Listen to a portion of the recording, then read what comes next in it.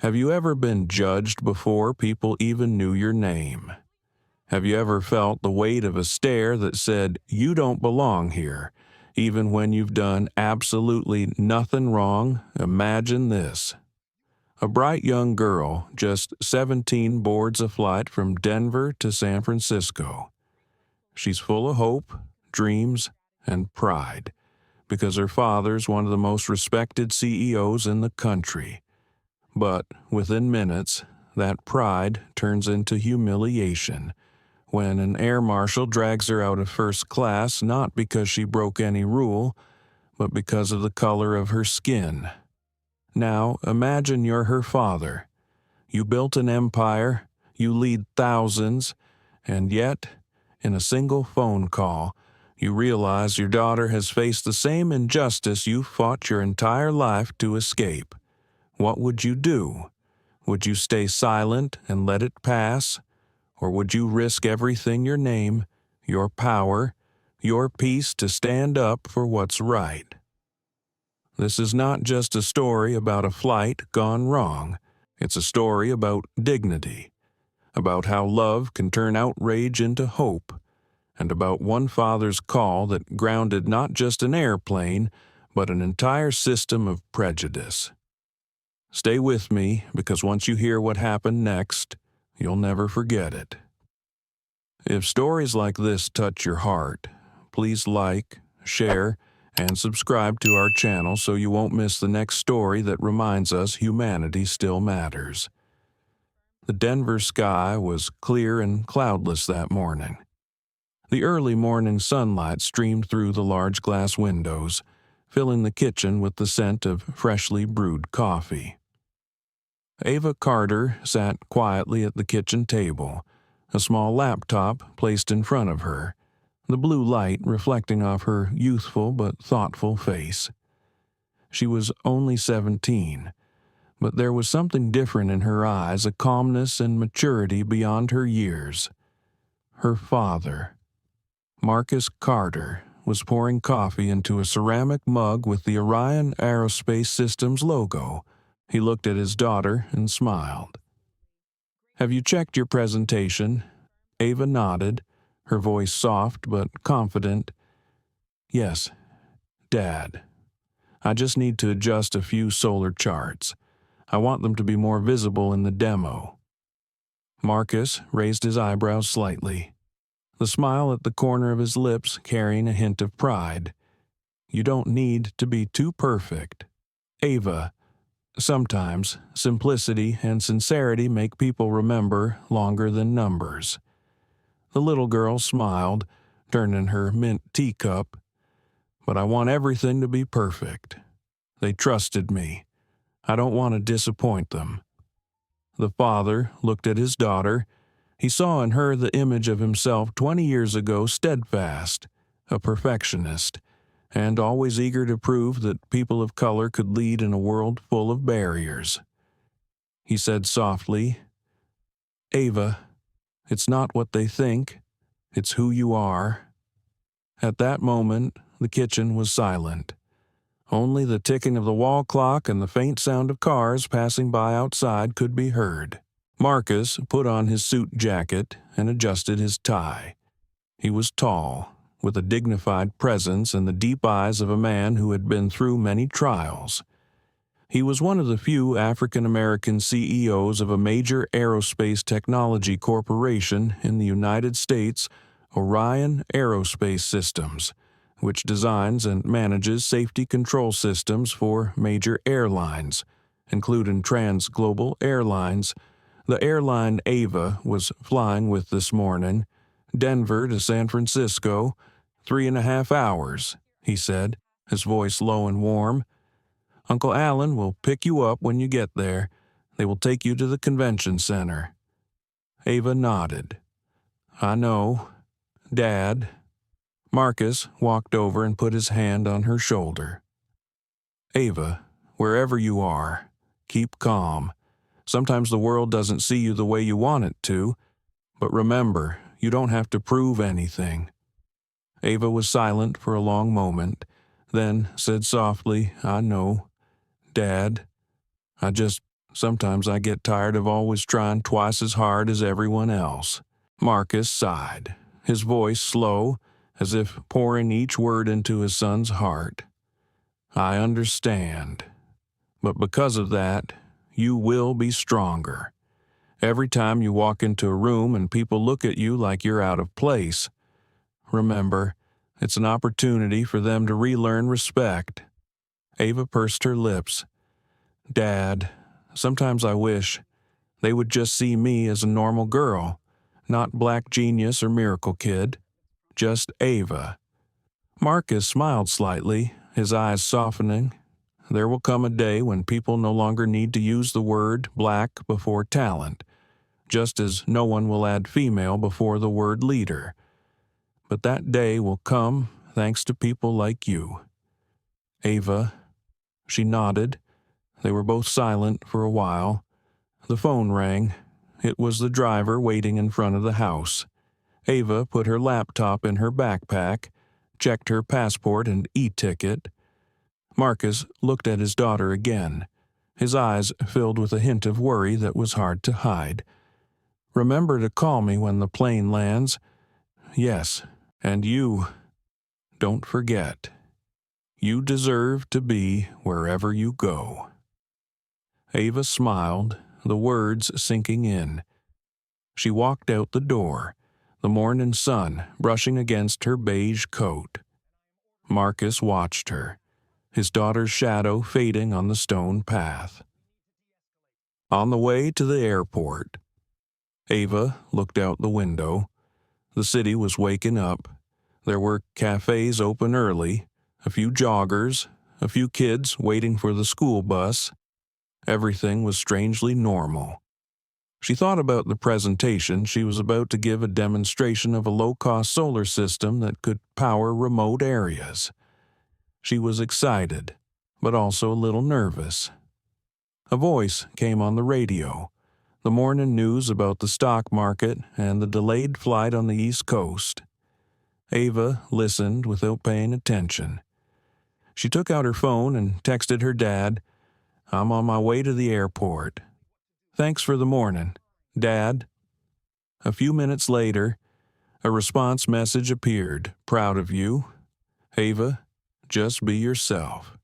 She smiled slightly. Outside, the sun was shining brightly on the highway. It seemed like a peaceful day, but no one knew that in a few hours, that girl would become the center of attention of the entire United States. The car hummed softly on Interstate 70, the Denver morning clear and cool. The sunlight just touched the tops of the glass buildings, making the city sparkle like a thin layer of silver. Ava Carter sat in the back, her back against the leather seat, her eyes following the long line of cars ahead. She inhaled deeply, smelling the faint scent of essential oils in the car. The driver, Mr. Ray, was a longtime employee of the Carter family. He was in his 50s, quiet, but always had a gentle look in his eyes. He glanced at the rearview mirror and smiled slightly. "Miss Ava, would you like me to stop at the Starbucks near the airport? The roads are pretty empty today. We have some time." Ava smiled, her voice soft. "No, I'm fine, thank you." She opened her phone and checked her schedule. 9:10 a.m. Transglobal Airlines Flight 457 from Denver to San Francisco. She had to arrive 8 hours early to check in and clear paperwork. Today was an important day. Not only was she going to present her science project, but it was also her first time flying solo in first class. Ava wasn't smug. The tickets had been sponsored by the organizers, but she still felt a twinge of excitement, a mixture of pride and vague anxiety. Outside the window, the sun was high in the sky. She saw familiar signs pass by gas station, shopping mall, yellow maple trees changing color. The car radio played softly. Denver today is about 58 degrees, partly sunny, good visibility. Ava put down her phone and opened her laptop. She checked the slides, the solar flow model, the renewable energy project she had developed. Graphs, numbers, charts appeared, and light reflected off her face. There was a light of belief in her eyes. Ray called out, "Miss Ava, I heard you were the youngest person attending this year's energy conference." "Right." Ava laughed. "I think so. I still can't believe I'm invited."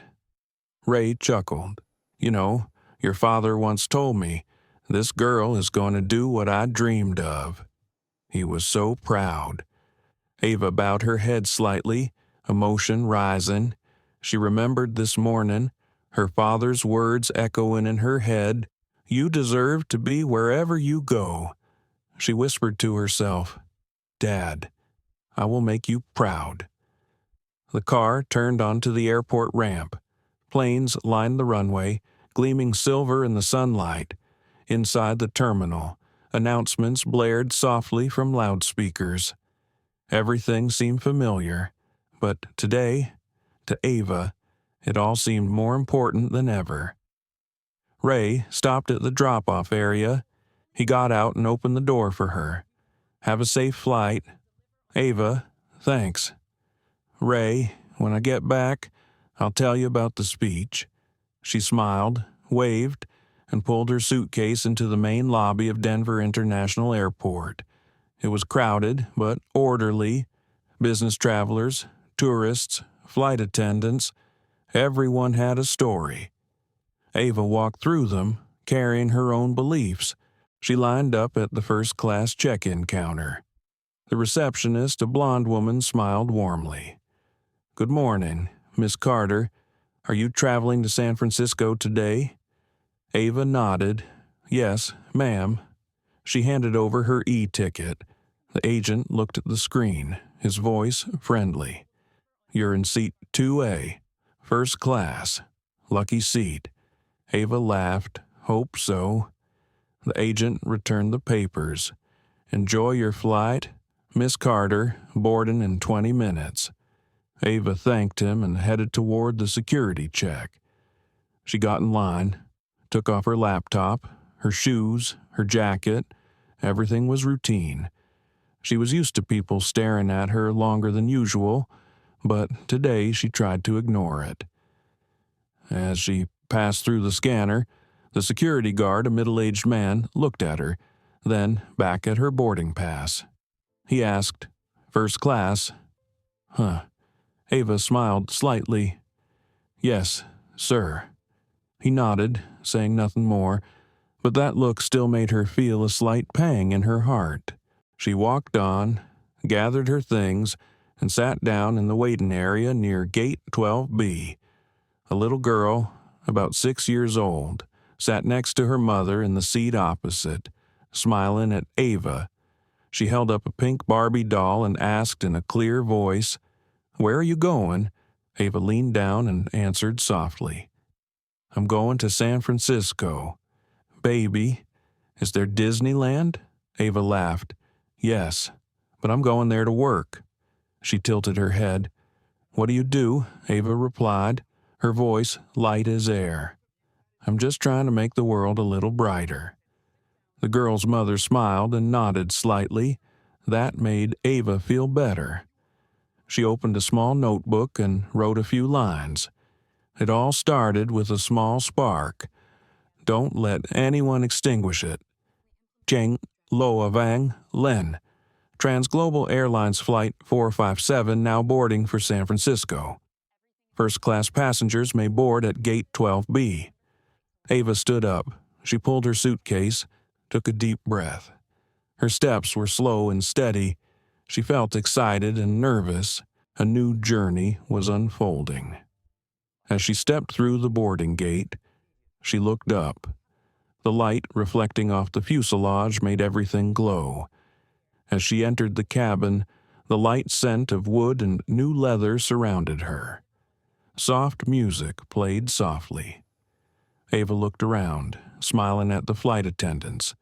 One of them, a brunette named Megan, bowed warmly. "Good morning. Miss Carter, welcome aboard. Your seat is 2A, right up front." "Thank you," Ava replied. She dragged her suitcase to her seat. First row, by the window, everything shiny and elegant. She put her bag in the glove compartment, sat down, opened the small window and looked out. The tarmac glittered in the sunlight. An older passenger walked in, expensive fur coat, bright Chanel bag. She stopped right next to seat 2B, glanced at Ava. Her eyes lingered for half a second, narrowed slightly, a hint of doubt evident. Then she smiled faintly and sat down.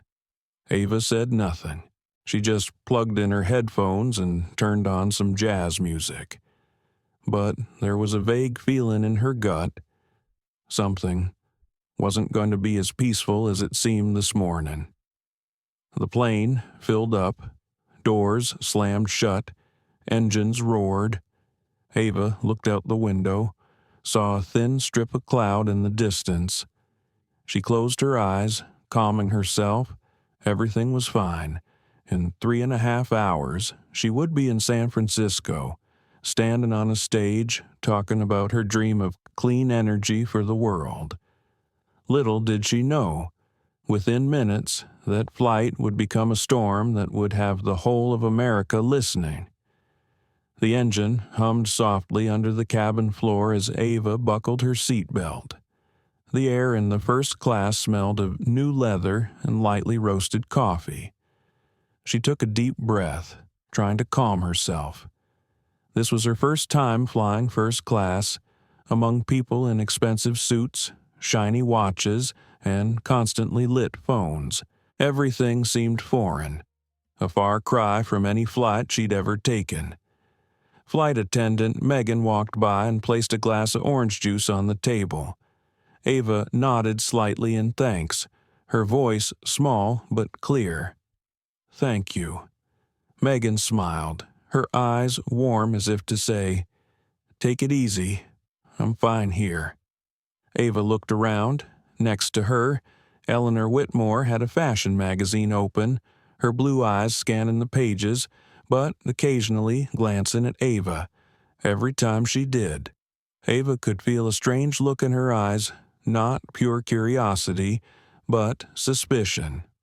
A moment later, the chief flight attendant announced, "Good morning, ladies and gentlemen. Welcome aboard Transglobal Airlines Flight 457 nonstop service from Denver to San Francisco. Please fasten your seatbelts." The female voice was soft and precise, but Ava felt uneasy listening.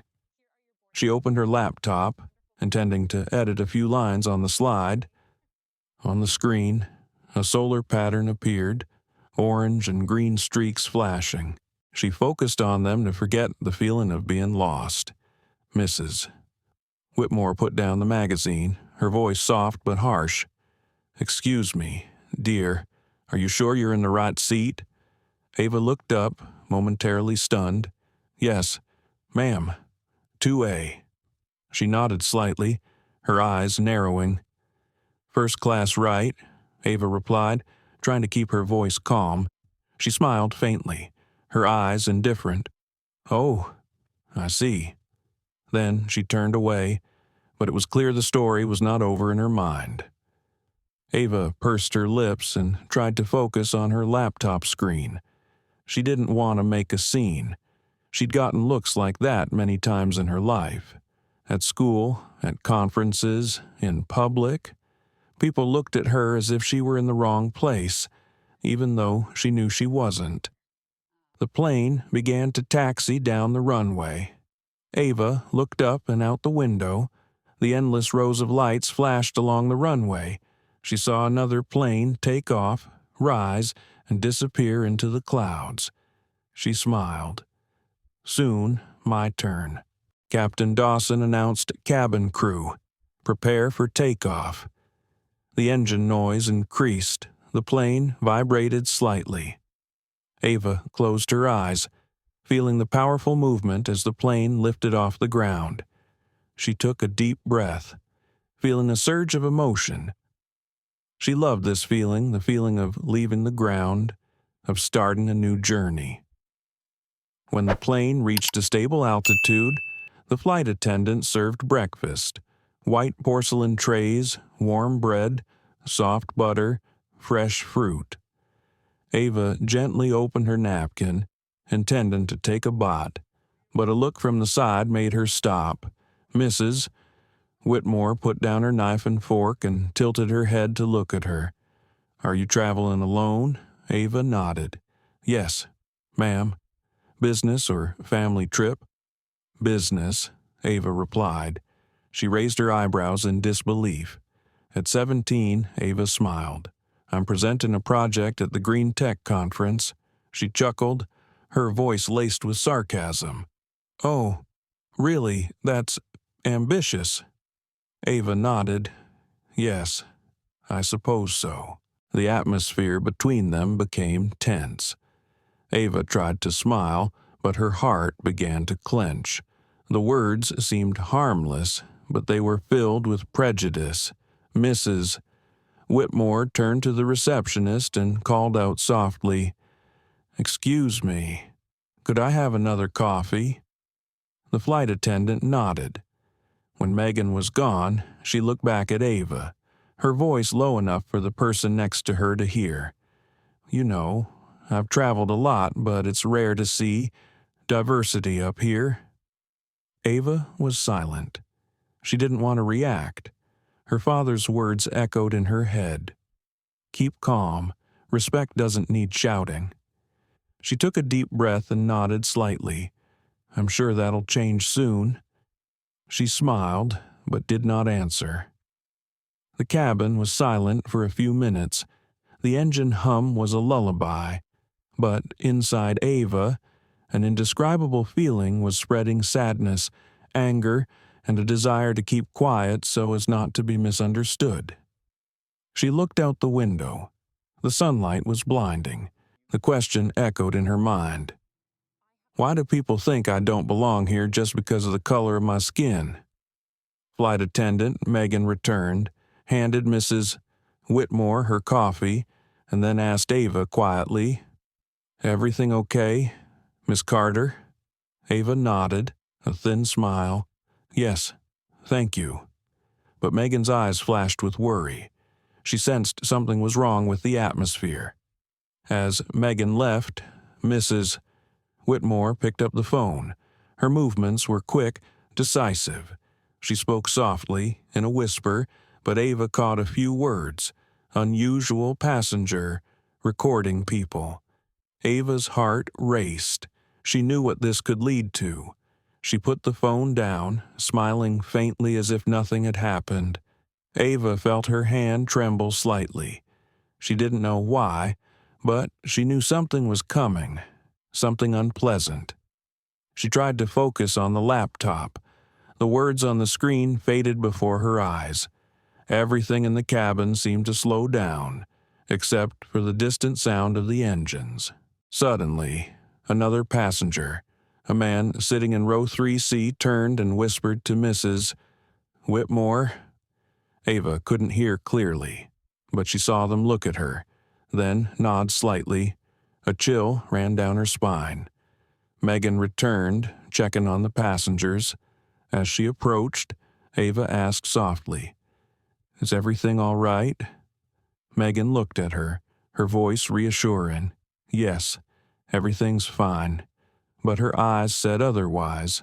Ava nodded, saying nothing more. She closed her laptop, leaned back in her chair, and tried to keep her breathing normal. Outside, white clouds drifted by. She thought of her father, of what he had said. "I will go into rooms where people don't believe I belong, but there, I will make them think again." She whispered to herself, "Dad, I'm trying," but deep inside, the uneasiness still crept in. Little did she know that in just a few minutes, that woman's phone call would completely change the course of this flight and her entire life. She closed her eyes and breathed slowly. The loudspeaker boomed from the cockpit. "Ladies and gentlemen, we've reached our cruising altitude. You may now use your electronic devices." Captain Dawson's voice was calm and professional, but to Ava, every word made her heart beat faster. She no longer felt safe. A vague premonition said that something bad was about to happen. And it would start, from the look in the woman's eyes beside him. The spoon clinked softly against the cup. Eleanor Whitmore stirred the coffee, slowly, her gaze still fixed on the small window. The sun was high in the sky, shining through a thin layer of clouds, painting the cabin a pale yellow. The air seemed peaceful, but beneath the peace, Ava sensed something was wrong. She heard a low murmur from the row behind her, a few passengers talking, then silence. Mrs.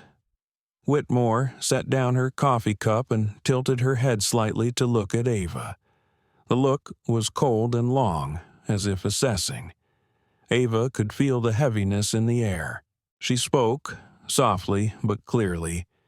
"You seem quite young to be here, don't you?" Ava turned back and politely replied, "Yes, I'm 17. 17, she repeated, her voice emphatic. "That's impressive and unusual." Ava nodded, holding back a smile.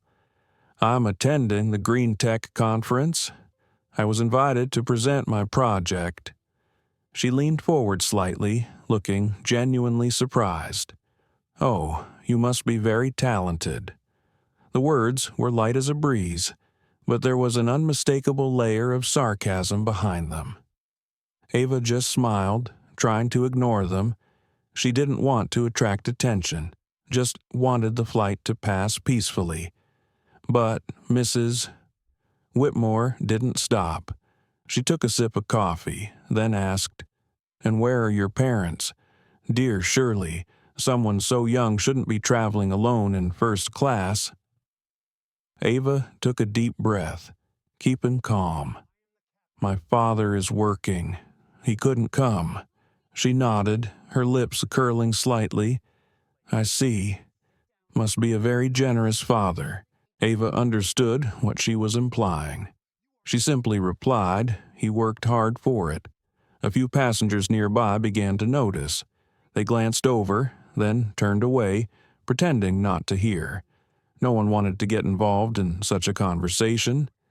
"Bah, Whitmore, tip-tuck. Well, dear, enjoy it while you can. Some people spend their whole lives earning a seat like that." Ava turned back, her gaze calm but firm. "Yes, ma'am, I know." That answer made her pause. Perhaps she hadn't expected such a definitive response. But then she chuckled and bent down to pick up the phone. Ava saw her open the messaging app, her fingers moving quickly across the screen. A moment later, she brought the phone to her ear. Her voice was small but clear.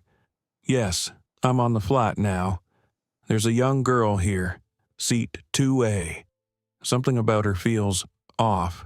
She's been on her laptop the whole time, recording something. Maybe." Ava heard every word. Her heart clenched. She knew she was being talked about. "Ba tiep tuck. Jong ha thap." No, I'm not saying she's dangerous, but, these days you can't be too careful."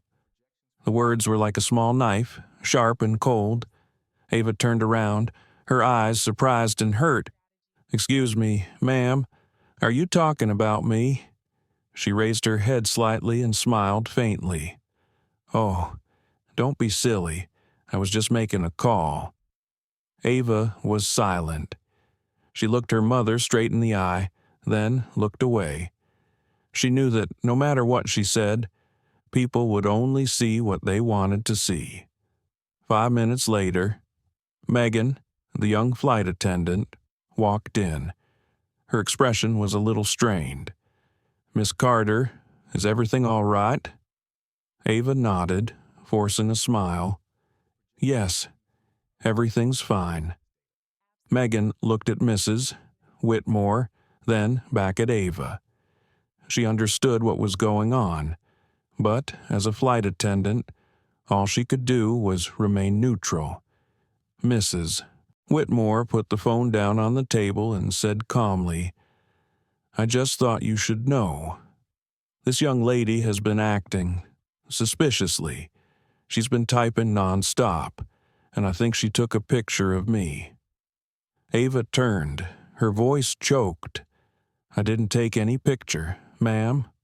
She remained calm, her voice cold. "Well, it looked like it. Megan Kogang Ju Jung Mem. I'm sure there's just a misunderstanding. Ma'am, Miss Carter is one of our passengers. She's allowed to use her laptop. Ba Whitmore Conte and Matt Sack Lay. Of course, but you can't be too careful, right? We all remember what happened last year." Another passenger nodded slightly. A silent agreement spread, though no one really understood. Ava looked down at her hands. She felt small in the luxurious space. Every look, every word made her feel detached from the world around her. Megan placed a gentle hand on her shoulder. "Don't worry, it's fine." Ava nodded slightly, but her heart was in turmoil. 10 minutes later, another flight attendant came over and whispered in Megan's ear. Ava saw her face change. Megan leaned down and whispered, "Miss Carter, please stay calm. There's a security officer on board. He may come talk to you. It's just routine." "Okay, Ava Kung Lai."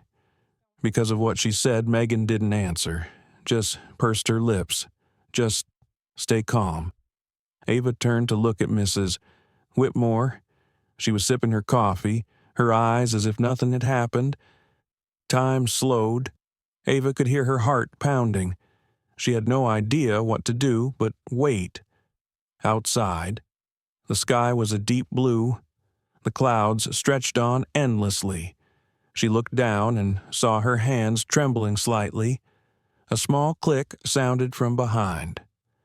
Someone opened the luggage compartment, then closed it.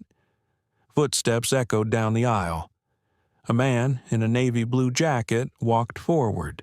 His face was stern, his eyes cold, his gait straight. He stopped in front of the front row.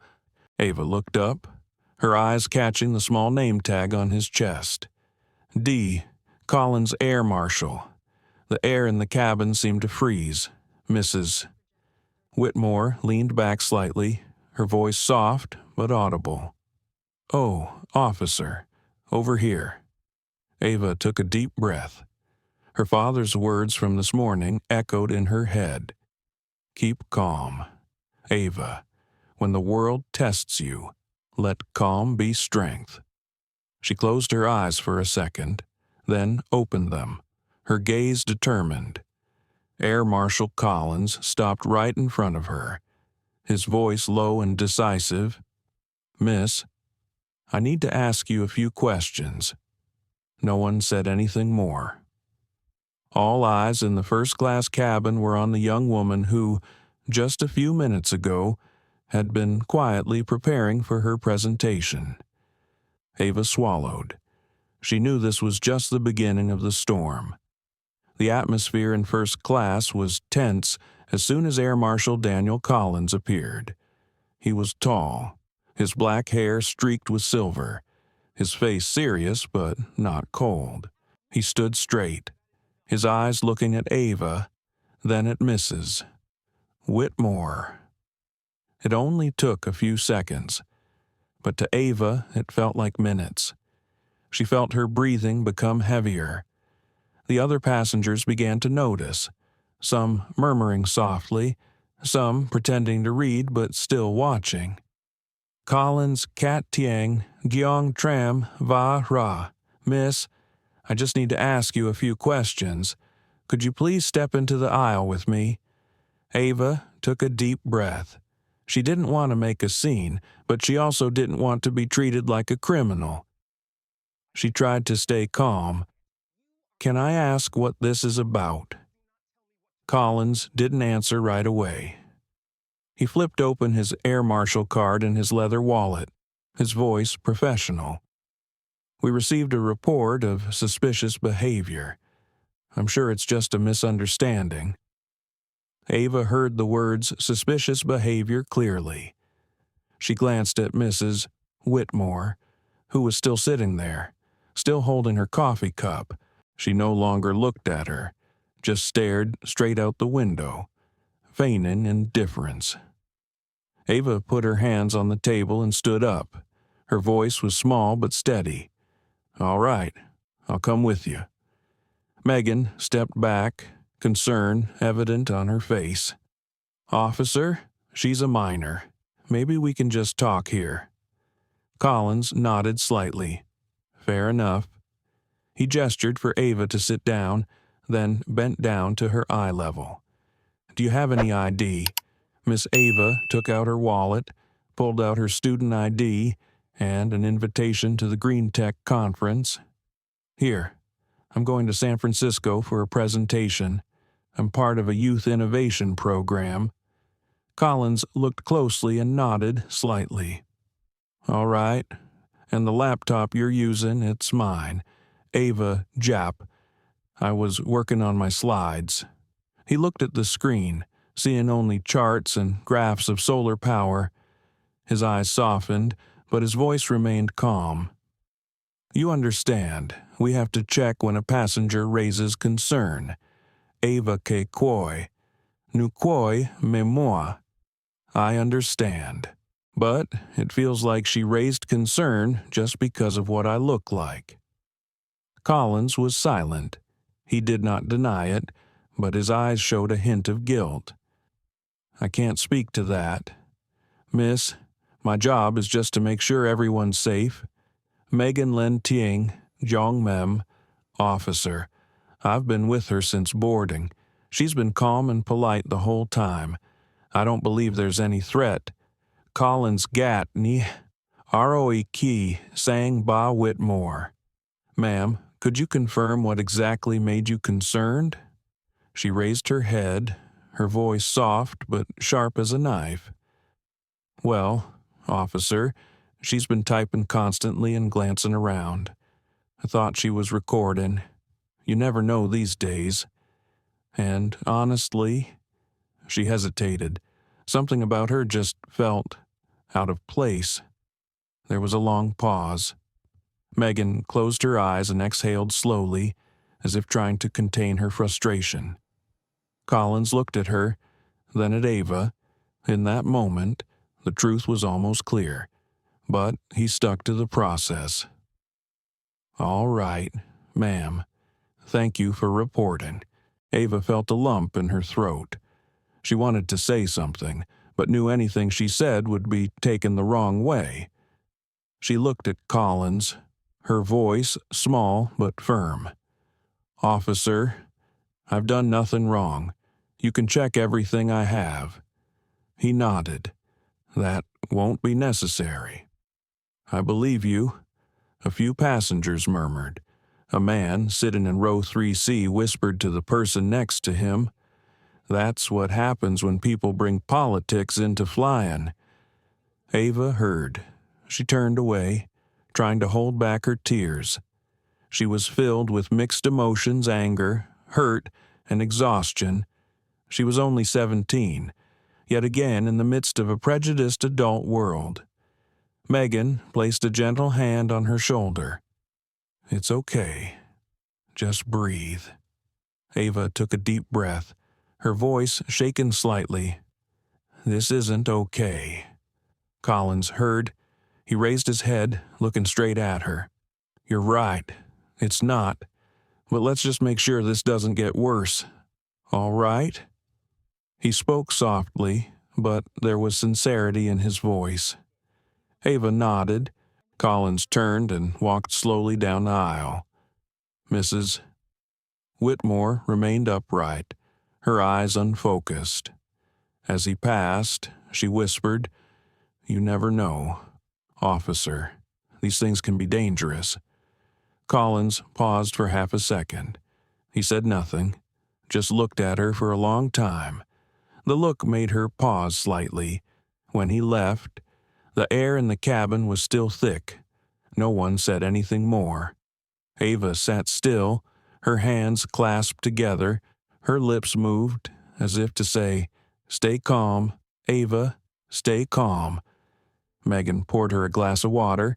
Ava said, "Thank you," softly. Her voice choked. "I just wanted to make my dad proud." Megan smiled slightly. "He'd be proud of how you handled this." The words made Ava tear up. She bowed her head, hiding her tears. Outside, the glittering light reflected off the fuselage. She looked out the window, thick clouds swirling below. Her father's words from that morning echoed in her mind. "You don't need to prove anything. Just know who you are." But now, she found herself being forced to prove herself just to sit in a seat she had legally purchased. A small murmur arose from the back seat. A young woman whispered to her husband, "Poor girl. She's just a kid." The man replied softly, "Maybe, but that lady seems convinced." Ava heard every word. She turned away, biting her lip. It was awful to be judged, especially when she had done nothing wrong. About half an hour later, the cabin was quiet again. The engine hummed steadily. Some people were sleeping. Some had their laptops open. Megan kept glancing at Ava from time to time, her eyes filled with worry. Mrs. Whitmore sat there, occasionally typing something into her phone. Ava stopped looking. She just stared out at the sky, letting her mind drift. Then her phone rang. Ava didn't try to answer, but a few words slipped into her ears. "Yes, I spoke with the officer.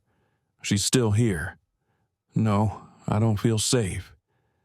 Ava closed her eyes, trying to control herself. Part of her wanted to stand up and say out loud that she hadn't done anything, but another part of her was afraid. She knew that if she reacted strongly, she would become a problem.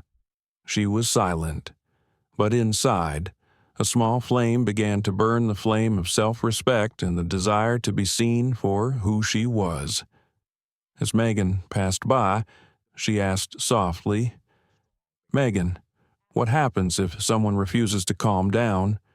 Megan paused, answering very quietly, "They can ground the plane." Ava nodded, looking down at her hands. She understood. One small incident, one unfounded accusation, could bring the entire flight to a halt, and it could be coming soon. Little did she know that in just a few minutes, her father's phone, Marcus Carter, would ring, and that call would change everything. The sky outside the window turned a deep blue. The sunlight reflected off the clouds in shimmering silver streaks. The first-class cabin was silent, except for the low hum of the engine. Ava Carter sat upright, her eyes looking out, but her mind was filled with tension. Every word, every look from earlier echoed in her mind like indelible scars.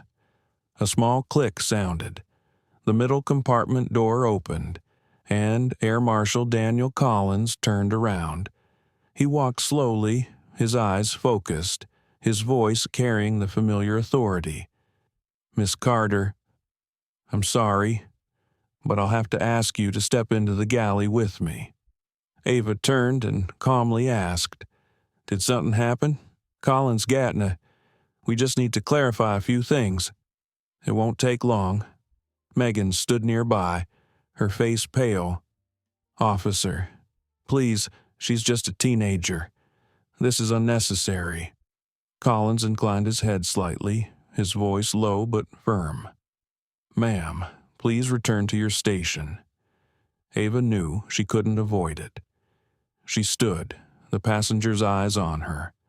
She felt every quickened heartbeat, every labored breath.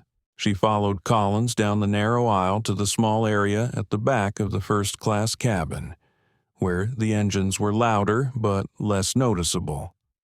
Collins pointed to an empty seat. "Please, have a seat." Ava sat down, her hands in her lap, He opened the small notebook and asked softly, "So, you're traveling alone?" "Correct, yes," she replied. "Can I have your father's contact number?" Ava looked at him, her eyes straight. "Why, I haven't done anything wrong. Collins, though, die. I know, but I have to file a report for every security concern on board. It's standard procedure." She was silent for a moment, then read the number. He wrote it down. "Marcus Carter," he muttered, then looked at her. "Is this the Marcus Carter, CEO of Orion Aerospace Systems?" Ava nodded. "Yes." Collins paused. He had heard of Orion, a leading aerospace technology company that supplied flight control systems to a number of major airlines. A wrinkle appeared on his forehead. "All right, thank you." Ava looked him straight in the eye, her voice low but steady. "Officer, can I ask you something?" "Sure. Do you believe I did something wrong?" "Collins Lang, An Mat Ong Dao Jong, Roy Dung Lai. I believe you're in a very uncomfortable position, and I also believe it could have been avoided if people didn't jump to conclusions so fast." That answer made Ava feel a lump in her throat. She laughed softly, her voice bitter. That's what always happens. People jump to conclusions first and explain later. Collins looked down, saying nothing. He knew she was right. He had seen similar cases before, small incidents blown out of proportion because people were afraid to be different. Tieng Loa Fat Than Vang Len. Ladies and gentlemen, please remain seated. We are experiencing slight turbulence. The plane shuddered slightly. Collins clung to the armrest. Ava clutched her seat. The shaking stopped after a few seconds, but the air in the cabin grew heavier. Megan walked over, her eyes worried. "Everything okay here?" Collins nodded. "We're fine." Ava looked at her, her eyes grateful. She said softly, "They think I'm dangerous. Megan, just because I'm here." Megan put a hand on her shoulder. "You're not the problem. Ava, the problem is how they see you. Collins Jung Thang, Heat So." "All right. Miss Carter, you can return to your seat. I'll make sure this goes no further." Ava nodded and stood. She walked slowly back to the front row. When she turned back, Mrs. Whitmore was still sitting there, her eyes cold. She said nothing, just moved away a little as if afraid of her touch. Ava sat down and closed her laptop. She couldn't concentrate. Her heart was still pounding. A moment later, Megan walked by, resting her hand lightly on the arm of the chair. "You okay?" Ava nodded. "I'm fine." But her voice was shaken. "Mrs. Whitmore smiled faintly, her voice low enough for those around her to hear. "These kids today, so sensitive." Ava turned, looking her in the eye for the first time. Her gaze was calm but firm. "No, ma'am. Just tired of being treated like we don't belong." The first-class cabin was silent. No one spoke. Mrs. Whitmore pursed her lips, her eyes lost. Ava turned, leaned back, and closed her eyes. Collins returned to the cabin and whispered to Megan. Ava couldn't hear clearly, only saw Megan nod. A moment later, Collins used the radio to communicate. "Captain Dawson, we might need to discuss something privately when you're available." The words startled Ava. She opened her eyes, her heart racing. "What's happening now?" Megan looked at her, her voice small. "Just protocol, that's all." But Ava knows, when the word protocol is mentioned, things are usually never just protocol. "Moi put so, tieng loa lai vang len." This is your captain speaking. Due to a passenger situation, we will be making an unscheduled stop in Salt Lake City. We appreciate your cooperation. There was a commotion in the cabin. A few people asked each other what was happening. A man whispered, "It's her, isn't it? The girl." Ava sat still. She heard every word, but said nothing. She felt like everything was spinning. Megan Voygen, Jong Khan, Ava, don't panic. The captain just wants to make sure everything's handled safely. Ava whispered. Because of me, Megan didn't answer. Her eyes were filled with helplessness. Collins stepped forward, his face tense. "Miss Carter, I'm sorry. I'll need you to come with me when we land." Ava looked at him, her voice choked. "I didn't do anything. I know," he replied slowly, "but this has gone too far for me to stop it now." Mrs. Whitmore looked up, her voice calm as if she were doing the right thing. "I feel safer this way." Megan turned to her, eyes blazing. "Ma'am, she's a kid. You've ruined her flight." She shrugged, her voice cold. "Better safe than sorry." Ava bit her lip, tears welling up in her eyes. She didn't want to cry, but she couldn't help it. She turned away, looking out the window. The sky was turning a soft orange, the early sunset washing over the silver wings of the plane. She thought of her father, the image of him in the morning, his eyes full of trust.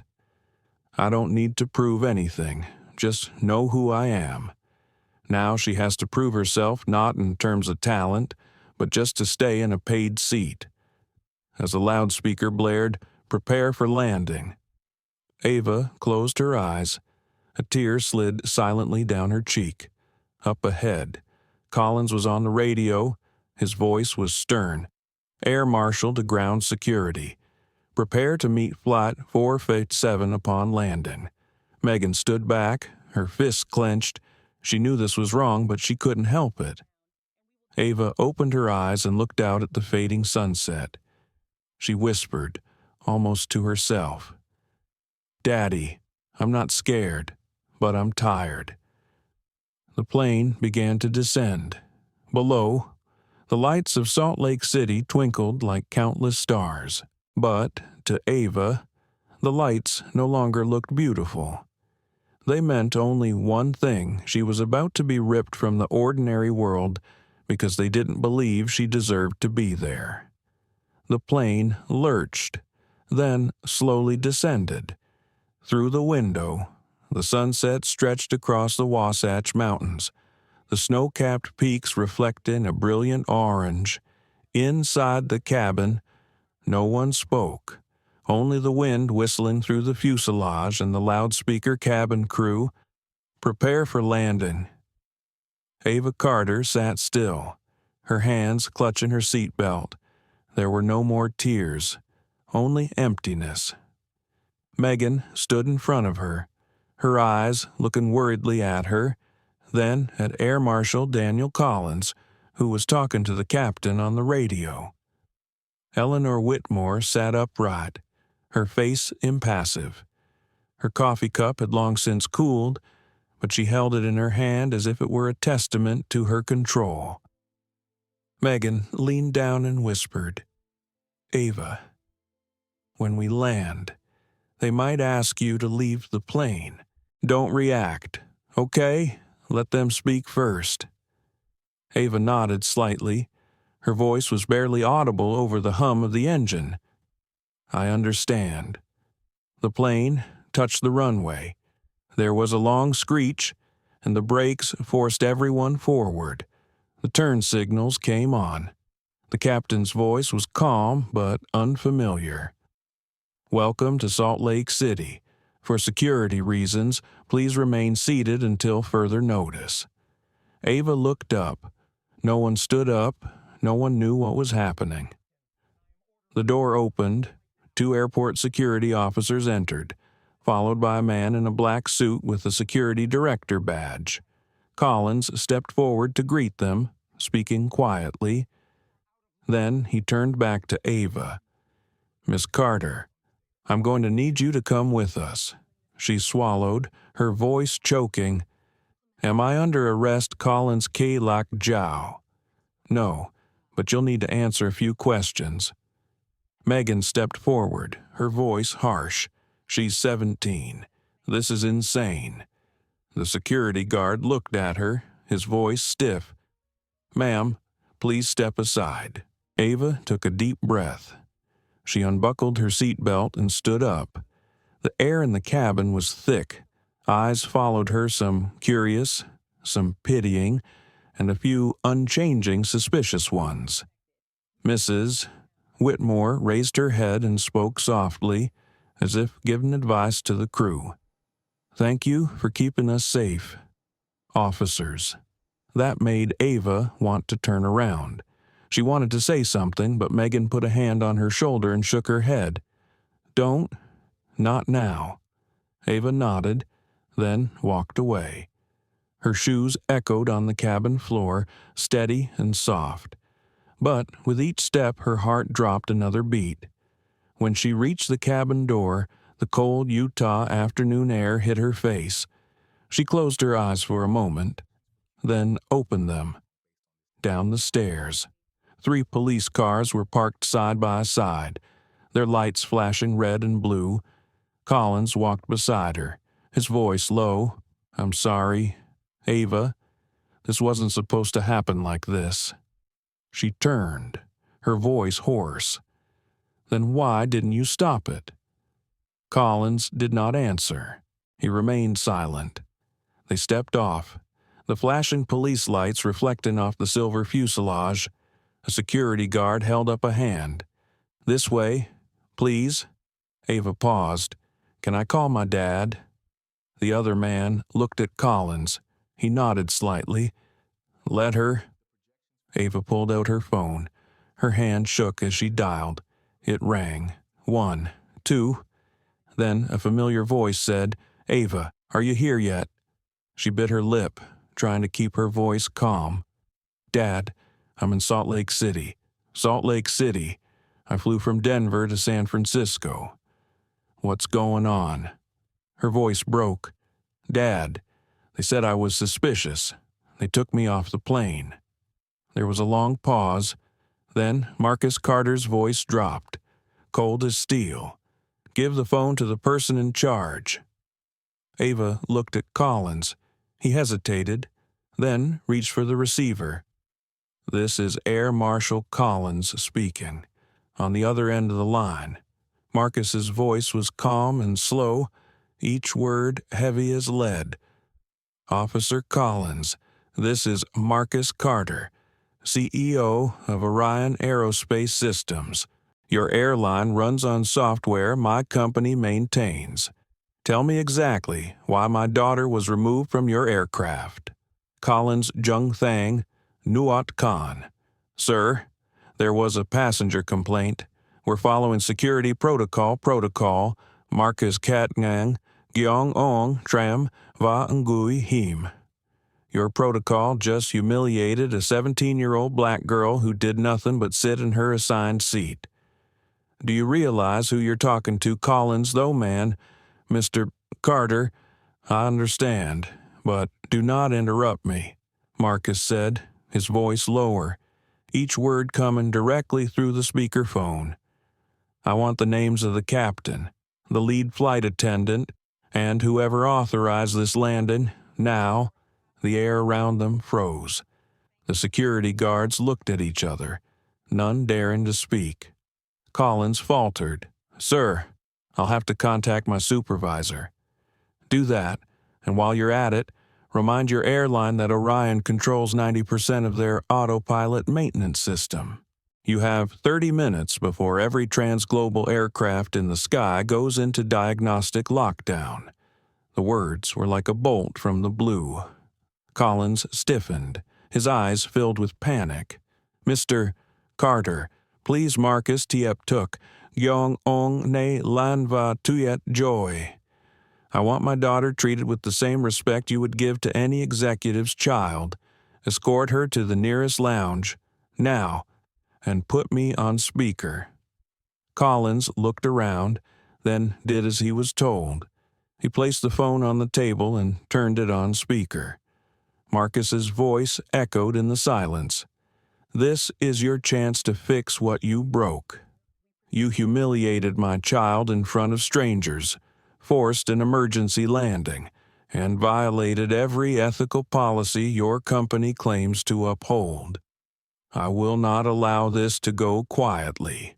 A security guard whispered, "Sir, we didn't know Marcus and got Loy.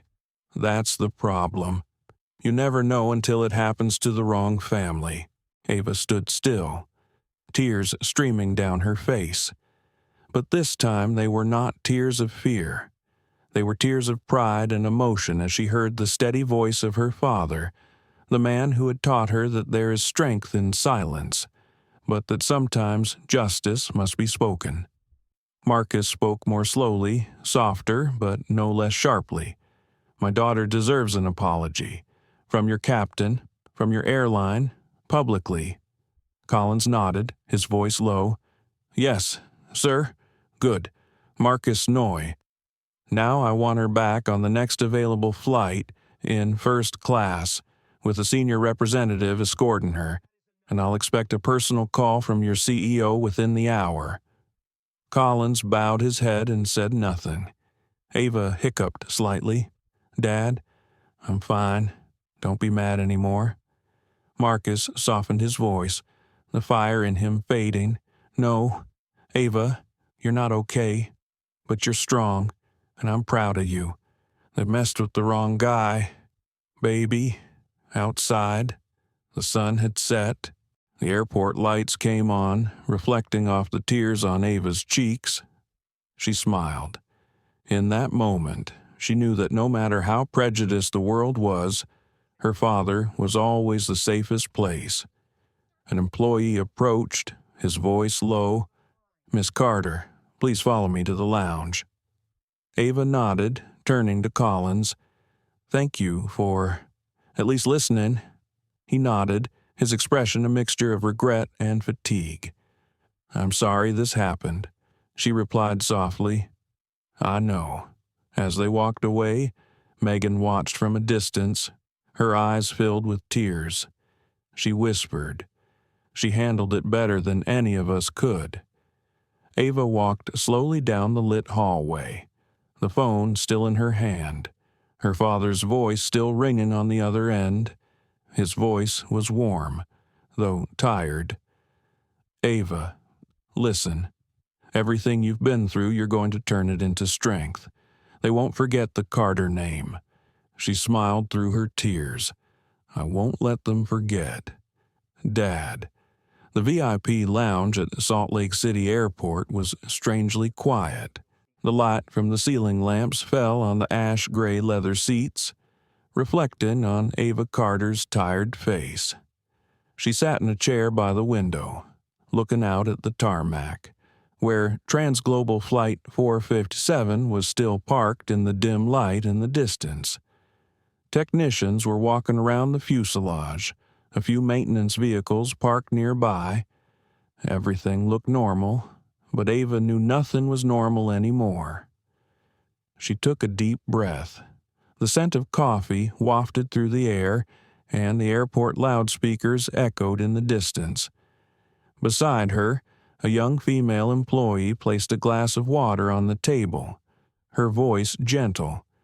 "Here you go, Miss Carter." "Thank you," Ava replied, her voice hoarse. She took a sip of water and flipped open her phone. The screen lit up with dozens of unread messages. Friends, Green Tech teammates, even her mentors were asking what was happening. A headline flashed across the news: teen innovator pulled from first class after racial profiling incident fathers call grounds airline operations. Ava sighed. She had never thought she would be the center of a news story. She didn't want it. She had just wanted to get to San Francisco and pitch her clean energy plan. But now it had become a media storm. The door to the waiting room opened. Air Marshal Daniel Collins walked in, his expression less stern than before. He took off his hat and walked forward, his voice low. "Ava, I wanted to check on you." She raised her head, her eyes calm. "I'm okay, just tired." Collins nodded. He stood for a moment, then sat down in the chair opposite. "I owe you an apology." She was silent. "Ong Teep, you were right. This shouldn't have happened. I should have stopped it earlier. Ava nin rang gua qua kin. You followed the rules. I guess that's what you were supposed to do. Collins, quoi not.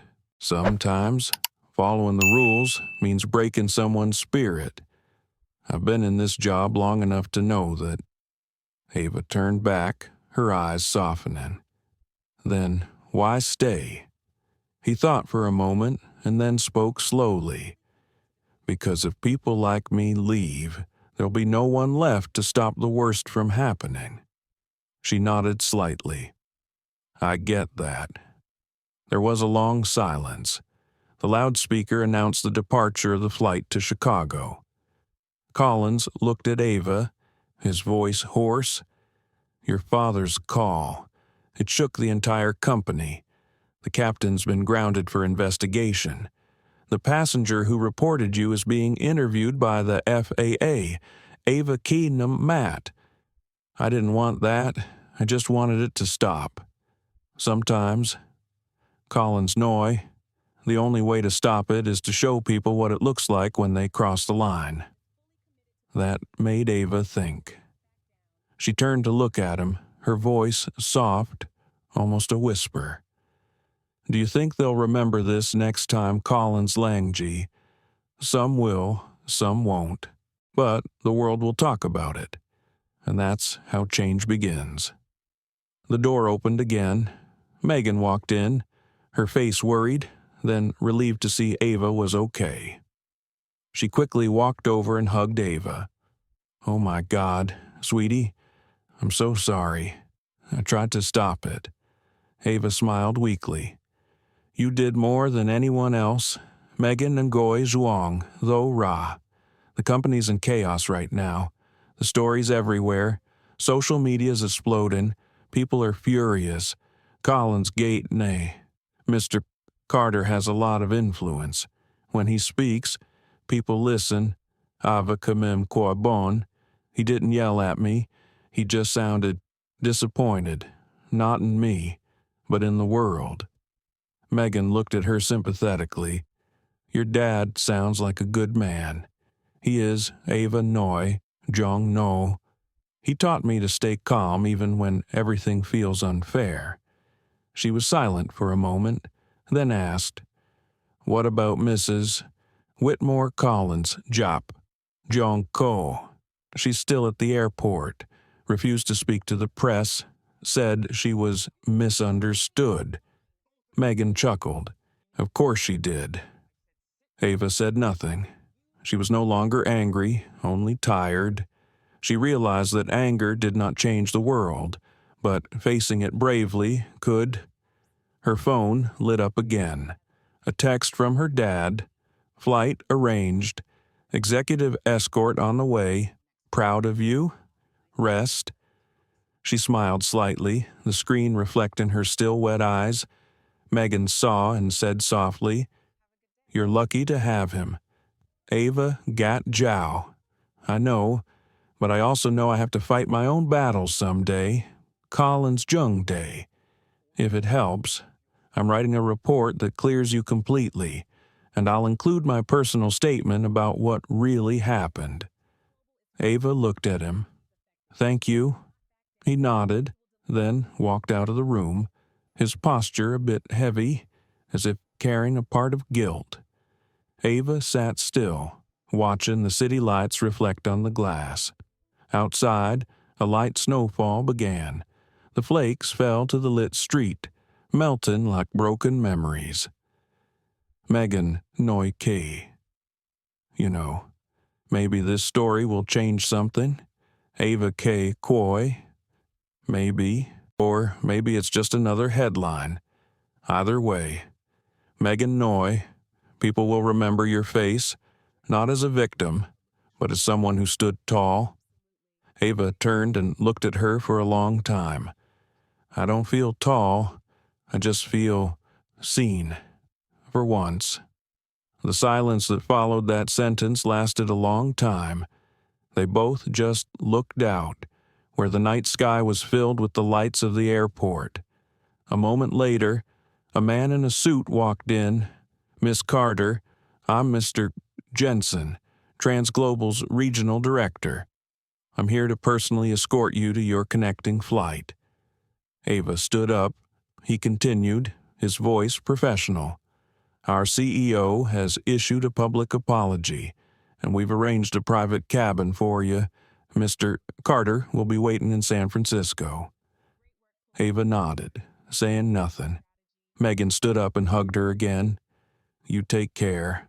"Okay, yeah," Ava replied, her voice soft. "Thank you for being kind. Megan Mim Quoy. Kindness is free. The world just forgets to use it sometimes." Ava walked out with Mr. Jensen. The long hallway, its golden floor lights like a pathway to a new chapter in her life. She looked back one last time to see Megan standing there, smiling and waving. Outside, the snow fell harder. She took a deep breath, felt the cold through her hair, and something inside her woke. She was not just the girl who had been plucked from first class. She was someone who had seen the world for what it truly was and still chose to believe it could be better. On the way to the plane, she opened her phone and wrote a short status. "I was removed from a flight today for being seen as different. But difference isn't danger, it's diversity. And diversity is power." She pressed post. The screen displayed the message, posted successfully. As she climbed the stairs to the plane, she looked up at the Utah night sky, where snow and lights blended together. She spoke softly, as if to the sky. "I'm coming home. Dad." The San Francisco night was a giant mirror as the plane touched down at the international airport. The city lights reflected off the water, and bridges stretched out like silver threads between sky and water. Ava Carter leaned her head against the window, watching the dots of light fade away, her heart heavy and strangely light. The flight was strangely quiet. No one looked at her with curiosity or suspicion. There were only two people in the cabin, her and the airline representative, Mr. Jensen.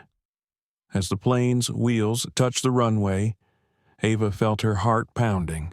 She took a deep breath, trying to calm herself. "Mr.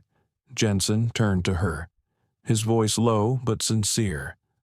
"Miss Carter, I know it doesn't fix everything, but we are truly sorry. The CEO will issue a formal apology tomorrow morning. Ava Gat Jow. Thank you. But it's not just about me, sir. It's about how easily this could happen to anyone. Mr. Jensen was silent, then said softly, "You're right, and maybe, this time, people will listen." When the plane stopped, the door opened, and Ava stepped off. The warm bay air touched her skin, carrying the scent of salt and sea breeze. She walked slowly through the lit corridor, feeling a mixture of longing to see her father, but also dreading the sadness in his eyes. At the end of the hall, Marcus Carter waited. Gray suit, tall, deep eyes. When he saw his daughter, he quickened his pace. Ava stopped, and for a moment, all distance between them disappeared. Marcus opened his arms and hugged his daughter tightly. "Ava, my daughter." Ava pressed her face against his shoulder, tears welling up again. "Dad, I'm sorry." Marcus squeezed tighter. "No, you have nothing to apologize for. Never." They stood still for a long moment. The loudspeakers blared, the wheels of suitcases rolled past, but to them the world seemed silent. When Marcus let go, he looked into his daughter's eyes. "I saw the video. Someone on the plane filmed it. The whole world is watching. Ava, she was startled. Video Marcus nodded. Someone posted it online. Millions of views in a few hours. Ava Carter is trending everywhere. Ava blinked, her voice shaking slightly. I don't want to be famous for this. Marcus smiled sadly. Sometimes we don't get to choose why we get attention, but we can choose how we use that attention. He put his arm around her shoulder and they walked out into the parking lot. The night sky was wide open, stars twinkling through the light mist. Marcus opened the door of the black SUV and ushered her in. The familiar scent of leather and wood inside made Ava feel like she had come home. They were silent for a moment as the car rolled over the Bay Bridge. The lights reflected off the water like streaks of stars. Ava looked out, her voice low. Dad, when they pulled me out of the chair, I thought about what you said, that I didn't have to prove anything, just know who I was. But when the whole cabin looked at me like I was a criminal, I felt so small I couldn't breathe. Marcus drove, his eyes still looking straight ahead, but his voice was warm and deep. You're not small, Ava. They make you feel that way. All my life, I've sat in rooms where people have looked at me that way, and each time, I've reminded myself no one can take your dignity away from you without your permission. Ava turned to look at him, her eyes filled with tears. Are you ever scared? Marcus chuckled. Of course. Everyone is. But I learned that fear doesn't kill, silence does. That statement made Ava silent for a long time. The sound of waves crashing on the shore below the bridge echoed like a reminder. Marcus continued, his voice softening. Tomorrow, the airline will make a public apology. The press will come looking for you. They will ask, do you want to sue? Do you want compensation? You must have an answer ready. Ava looked straight ahead. I don't want money. I just want them to change. No one deserves to be treated like I was. Marcus nodded, his eyes full of pride. That's my daughter's answer. The car stopped in front of a luxury hotel near the city center. As they entered the lobby, several people recognized Marcus Carter. A man approached and held out his hand. Mr. Carter, the press is waiting outside. They want a statement.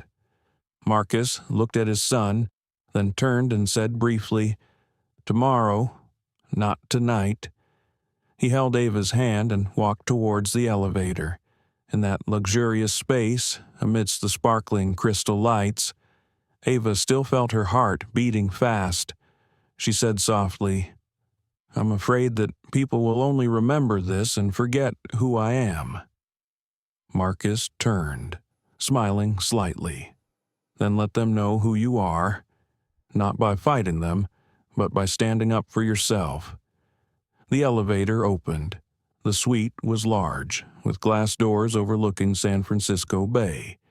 The nightlights cast a glow over Ava's hair. Marcus poured himself a glass of water and sat down on the sofa. You can be quiet and let this go. No one blames you. But if you want to make something of it, I'm here.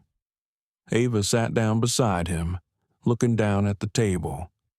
If I say anything, they'll attack me. Right. Marcus nodded slightly. There will be supporters, and there will be haters. That is the price of telling the truth. But you're not alone. Ava chuckled. I think I'm ready. Marcus looked at his son for a long time, his eyes warm. I knew you would say that. He pulled out his phone and played the song his wife, Ava's mother, used to sing to her when they were little. The melody filled the room, like a gentle light that soothed all wounds. Ava leaned her head against his shoulder. Dad, I think I understand. When I'm silent, they define me. When I talk, I redefine myself." Marcus nodded, his eyes shining with deep pride. "And that is why you will go further than anyone." Outside the window, a gentle breeze blew, pulling thin wisps of cloud across the moon. The entire city seemed to be asleep, leaving only the father and son sitting there in a moment of silence but full of power. Ava looked away, her voice soft. "I will speak tomorrow, not to blame, but to remind people that respect should not be a privilege." Marcus smiled softly, his hand on her shoulder. "The world needs to hear that, and it starts with your voice, Ava." She smiled, closing her eyes. The fear in her heart faded, leaving only a steadfast faith. The sky above San Francisco was still bright, and Ava Carter knew that tomorrow, that light would be hers. The next morning, the San Francisco sky was covered in a thin layer of fog, the early morning sunlight filtering through the glass windows and onto the white curtains in her hotel room. Ava Carter woke early. She sat up in bed, her back against the headboard, her phone in her hand. Hundreds of notifications were popping up: text messages, emails, interview requests, social media tags. The hashtag Raw Ava Carter trended nationwide. Each post, each video, each comment was a piece of a story she never expected to be the main character of. She pulled the blanket back and took a deep breath. Marcus had said, "When you speak, don't just speak for yourself, speak for those who can't hear." The door opened. Marcus walked in, still in his gray suit, holding a cup of hot coffee. "Mornin', kiddo." Ava smiled. "Mornin', Dad." He sat down in the chair opposite the bed, his eyes both serious and warm. "Press conferences in an hour. You don't have to do this if you're not ready." She put the phone down, her voice slow but firm. "I have to, Dad, not because I want to, but because I need to." Marcus nodded, his eyes proud. "All right then. Speak from the heart. That's all you need to do." An hour later, they entered the hotel's ground-floor auditorium. Cameras flashed constantly. Reporters crowded 2 rows of seats, and a murmur of voices arose when Ava appeared. She wore a white shirt and simple black pants, her hair tied back. Beside her sat Marcus and the Transglobal representative, Mr. Jensen, his face full of tension. The loudspeaker blared, and the host said quickly, "Ladies and gentlemen, please welcome Miss Ava Carter." Ava stepped onto the podium. She looked out at the crowd, her heart pounding. There was a moment of silence. Then she spoke softly, but loudly. "My name is Ava Carter. Yesterday, I was asked to leave my first-class seat. Not because I did anything wrong, but because someone thought I didn't belong there. Below." The camera kept taking pictures. Ava looked straight into the lens, her eyes bright, her voice steady. "I'm not here to be angry. I'm here to talk about what millions of people have felt when you're judged not for what you do, but for what others think you are." The conference room was silent. Marcus sat below, his eyes following his daughter, his back straight, his lips pursed. Ava continued, her voice growing stronger, as if her heartbeat matched each word. "I am a student. I'm a young inventor. I'm on my way to San Francisco to present my project on renewable energy. I believe in science, in people, and in kindness. But yesterday, I learned that there are things that still need to be fixed, not with laws, but with people." A small rustling sound was heard as a few reporters raised their heads, paying attention. Ava paused for a second, then said slowly, "I don't want anyone else to go through that. No one deserves to be pulled out of their chair just because they look different. And if my story makes someone look at themselves, just one person, then all the hurt has been worth it." A ripple of excitement rippled through the room. Marcus looked at his son, his pride rising. Mr. Jensen bowed his head, his eyes filling with tears. Ava smiled slightly, the light from the flash reflecting off her face, making her appear to glow among the cameras. "My dad used to say, sometimes justice doesn't come by shouting, but by making people listen. Today, I just want to be heard and believed." She bowed slightly and left the podium. Applause broke out. A few people stood up. The room was suddenly a sea of sound. Ava stepped down, her legs shaking slightly, but her smile still visible. Marcus stood up and took her daughter, his eyes filled with pride. "You did it," he whispered. "I mean it," she replied, her voice choking.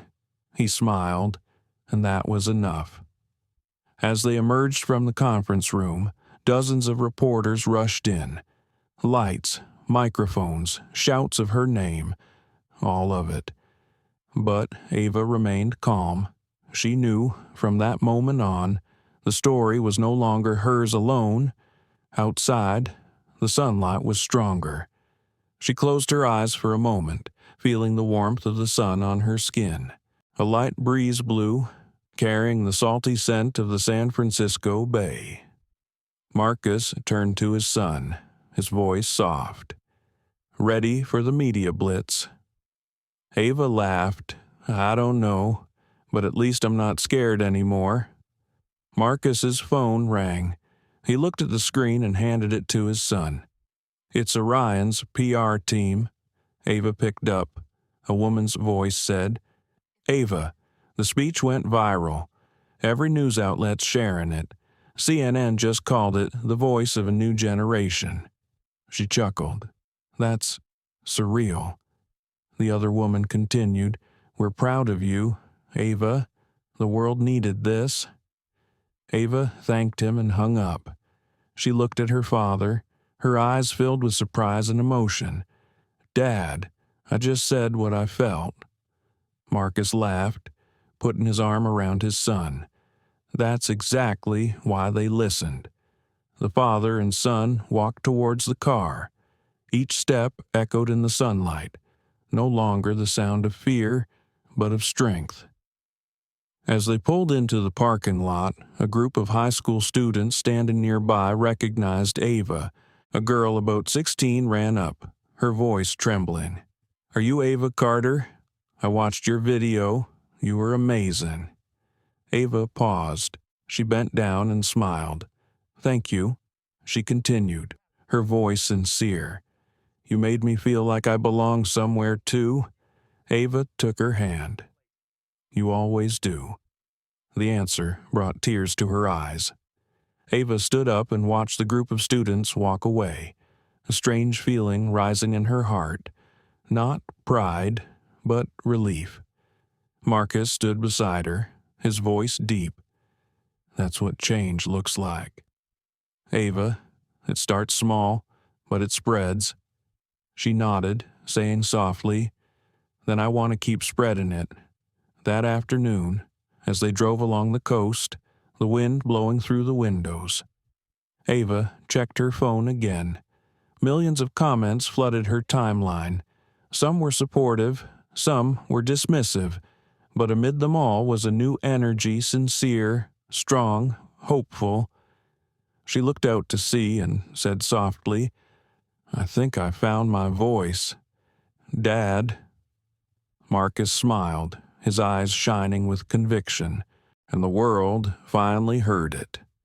The afternoon sun bathed their faces, gentle as a blessing.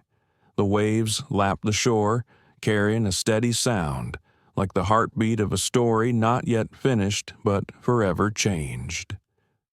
3 days after the press conference, America seemed to be talking about a single name, Ava Carter. Turn on any news channel, and there was an image of the young woman standing at a podium, her eyes bright and her voice calm but powerful. From New York to Los Angeles, electronic billboards on freeways flashed the words, "Respect has no color, Ava Carter." Ava sat in her hotel living room, her legs curled up on the sofa, a cup of hot tea in her hand. The morning news was playing on the television screen in front of her. An announcer said, "Ava Carter's story has caused Transglobal Airlines to suspend 28 flights while it reviews its passenger treatment procedures. Several other airlines have announced they are reviewing their anti-discrimination policies." Marcus sat at his desk behind him, his laptop open and a torrent of emails. He looked at his daughter, his voice soft but laced with concern. "You've made a wave, Ava. The question now is, are you ready to let it wash over you?" Ava smiled faintly, her eyes still glued to the TV. "I didn't mean to make it up. I was just telling the truth." Marcus chuckled. "Sometimes the truth is stronger than plans." There was a knock on the door. Marcus answered. It was Mr. Jensen, the Transglobal representative, looking tired but relieved. "Mr. Carter, Miss Carter," he said, "I'm here to inform you that the board has approved a new policy. Every flight will have mandatory unconscious bias training. And," he paused, looking at Ava, "we'd like to invite you to be the face of our Human Above All campaign." Ava blinked, surprised. "Me, yes," Jensen replied earnestly. "We don't want just an apology. We want real change, and we need people like you." Marcus looked at her, his eyes questioning. Ava was silent for a moment, then asked softly, "If I agree, can I say what I believe?" Without being controlled, Jensen nodded. "Absolutely. You will have the right to write your own speech." She smiled slightly.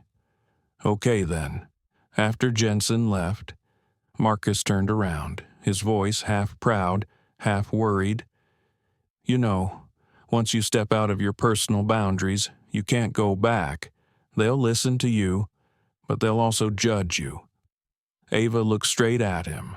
"Dad, if I keep quiet, I will judge myself." Marcus looked at his daughter for a long time.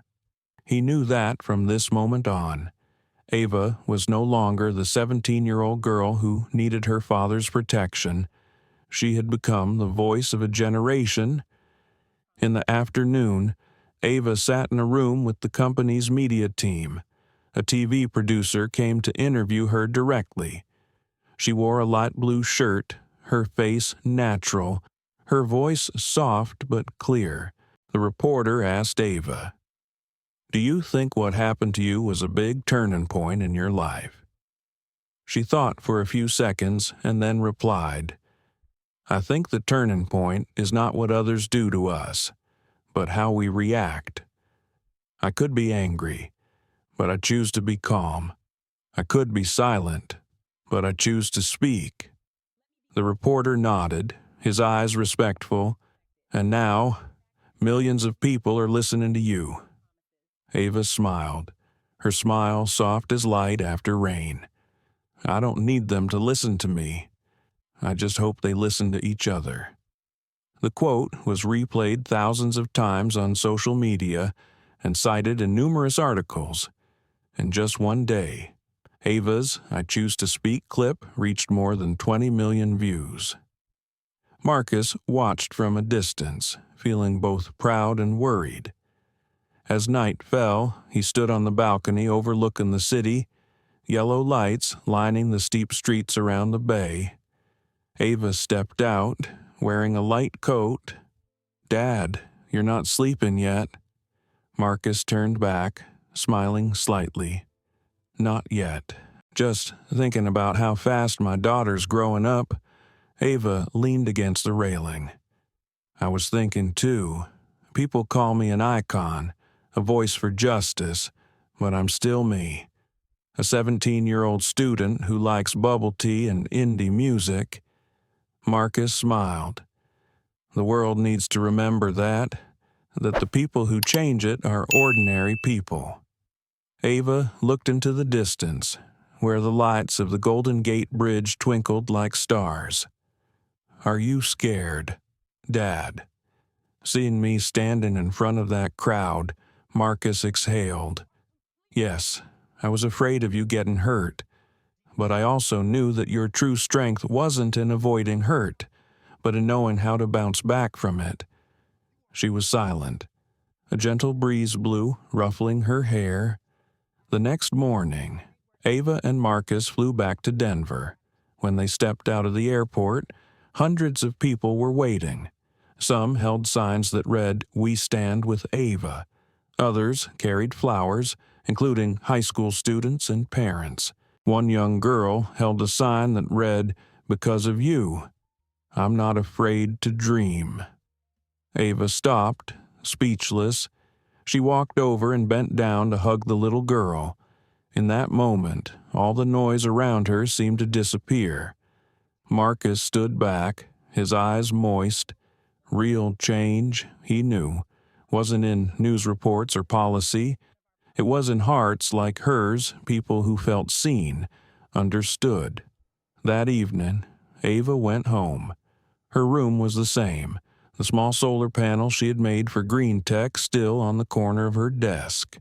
She sat down, turned on her laptop, and rewrote her speech for the new campaign. She wrote slowly, word by word. "I don't want to be remembered for being treated unfairly.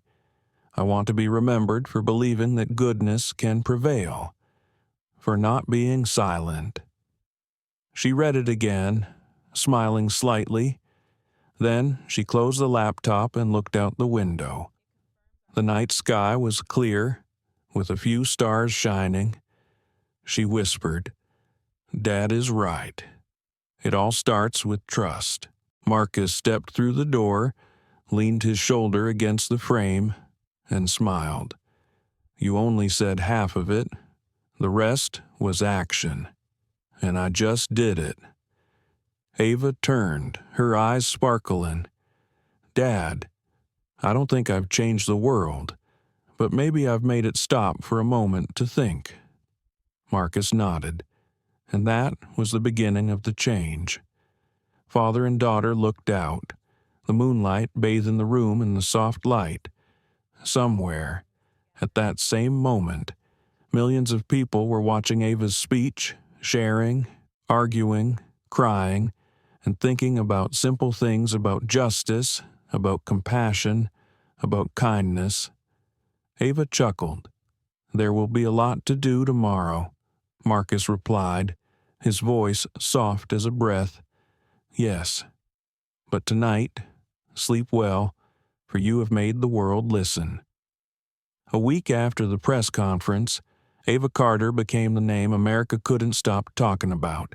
Every newspaper, every newscast, every talk show had her picture. Some praised her as a symbol of courage, while others thought she was just capitalizing on the attention.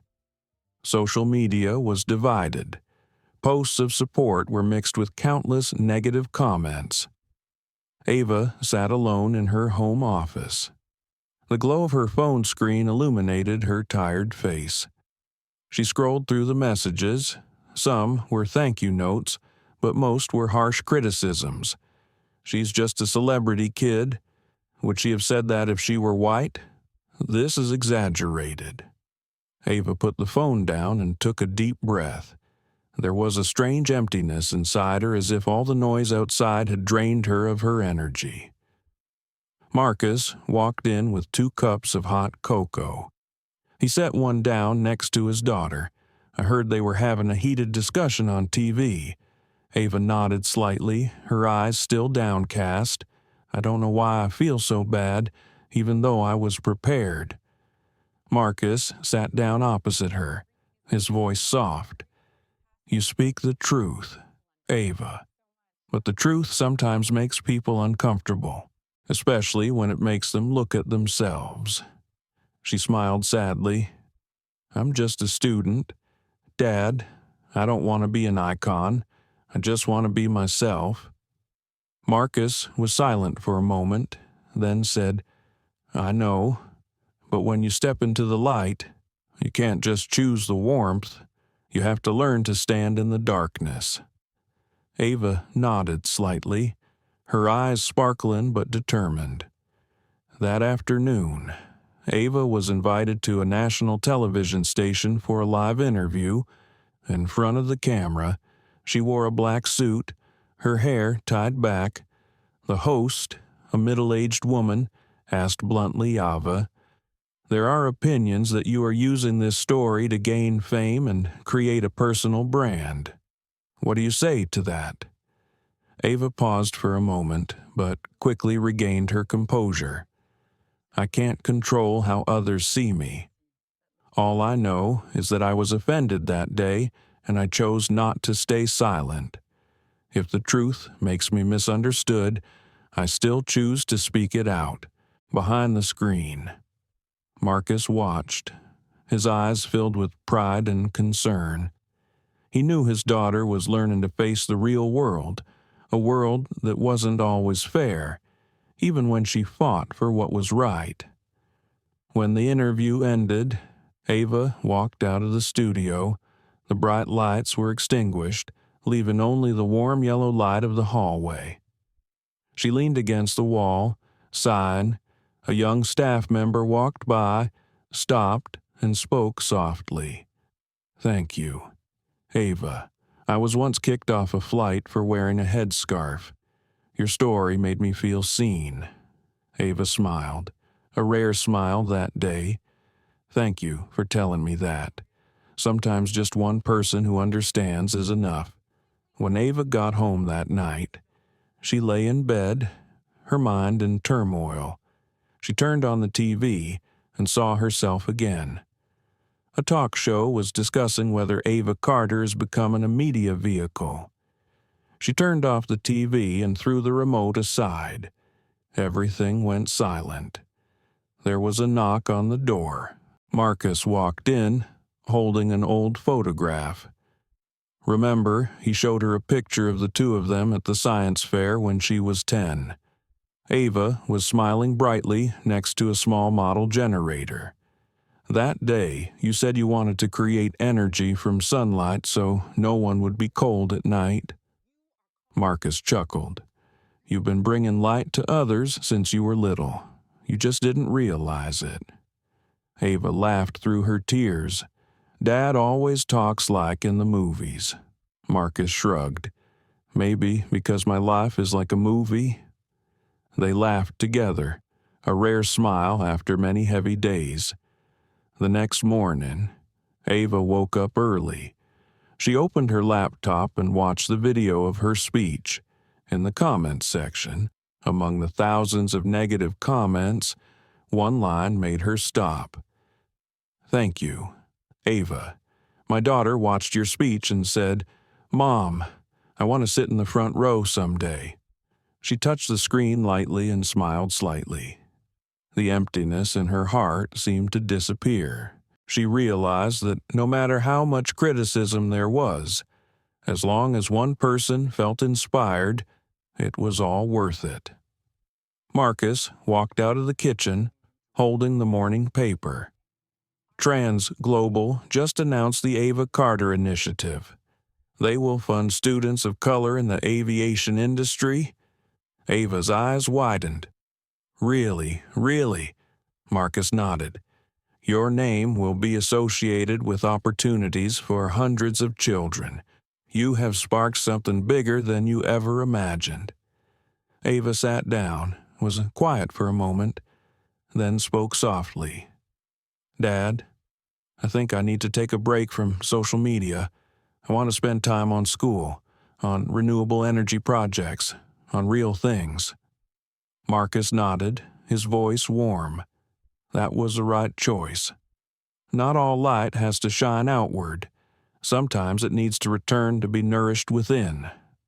That afternoon, Ava walked through the park near her house. The yellow leaves were falling gently in the wind.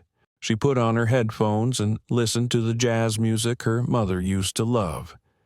The saxophone mixed with the wind, making everything strangely gentle. A group of people recognized her, but instead of asking for a picture, they just smiled and nodded. Ava nodded back. No more noise, no more show, just quiet respect, what she had been searching for all this time. Returning home, she wrote in her diary, "Light is not only for illumination, but also for warmth. If you only shine without knowing how to listen, that light will also blind people." She closed the notebook and looked out. The afternoon sky was orange, the last rays of sunlight painting long, silken streaks of light across the window. Ava whispered to herself, "I am still me, and that is enough." Marcus called from the kitchen, his voice warm. "Did you say something?" She smiled. "No, just talking to the light." Marcus laughed. "Then keep it, my child. The world needs people like you, people who can talk to the light." Ava looked out the window, her eyes shining with a light that no lens could capture, the light of peace, of maturity, of a soul that had weathered a storm yet remained gentle. 3 months after the incident, the first snow of the season began to fall on the streets around the Denver suburbs. The city was covered in a thin layer of white, so peaceful it seemed as if no storm had ever passed through. In the small house at the end of Maplewood, the living room light was still on. Ava Carter sat at the wooden table. In front of her was a solar panel model she had been assembling. Her fingers deftly inserted each circuit, the blue light reflecting off her concentrated face. Marcus Carter walked in, 2 cups of hot cocoa in hand. He placed one in front of his daughter. Still working this late, Ava looked up, smiling. "You know I can't stop when I'm almost done." Marcus laughed, his voice warm and slow. "I remember someone saying, 'No one can stop her from dreaming.'" Ava laughed. "I think it was Mom." Marcus nodded slightly. "Yes. She would be proud if she saw me now." For a moment, they were both silent.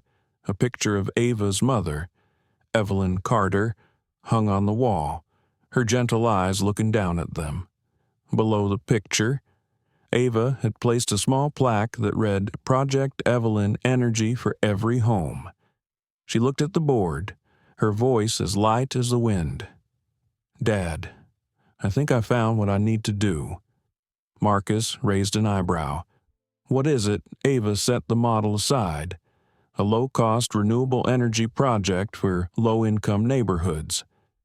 Each household could generate its own electricity from the sun. I want to call it Project Evelyn, in memory of Mom." Marcus sat down next to her, his eyes shining. "Are you going to do it alone?" Ava shook her head. "No. I contacted my old high school teacher, and he agreed to connect me with some volunteer engineers, and Green Tech wants to donate the equipment." Marcus chuckled softly, his voice laced with emotion. "You don't need to be famous to make a difference. You just need to do the right thing." Ava looked at her father, her eyes shining. "Dad, I used to be afraid of the light, but now I want to learn how to be a light for others." One morning in March, Ava and a group of young engineers arrived at an old residential area in the southern suburbs of Denver. It was a poor residential area. Most of the residents were manual laborers. Many of the houses had old tin roofs and were covered with electrical wires. When the cars stopped, children rushed out, curiously looking at the solar panels being unloaded. A boy ran up, his voice clear. "Are you the girl on TV?" Ava smiled, crouching down to eye level. That might be you, but you're not here to be on TV. You're here to brighten up this house a little." The boy smiled brightly. "We don't have reliable electricity. My mother has to use a flashlight every night." Ava gently touched the boy's shoulder. "Well, today, let's change that." Marcus stood at a distance, watching the scene without saying anything. He felt as if he were seeing a miniature version of Evelyn, the woman who had taught school in the countryside, who believed that even a small ray of light could warm the world. Ava's team worked hard all day installing the solar panels. The afternoon sun shone brightly on the blue panels.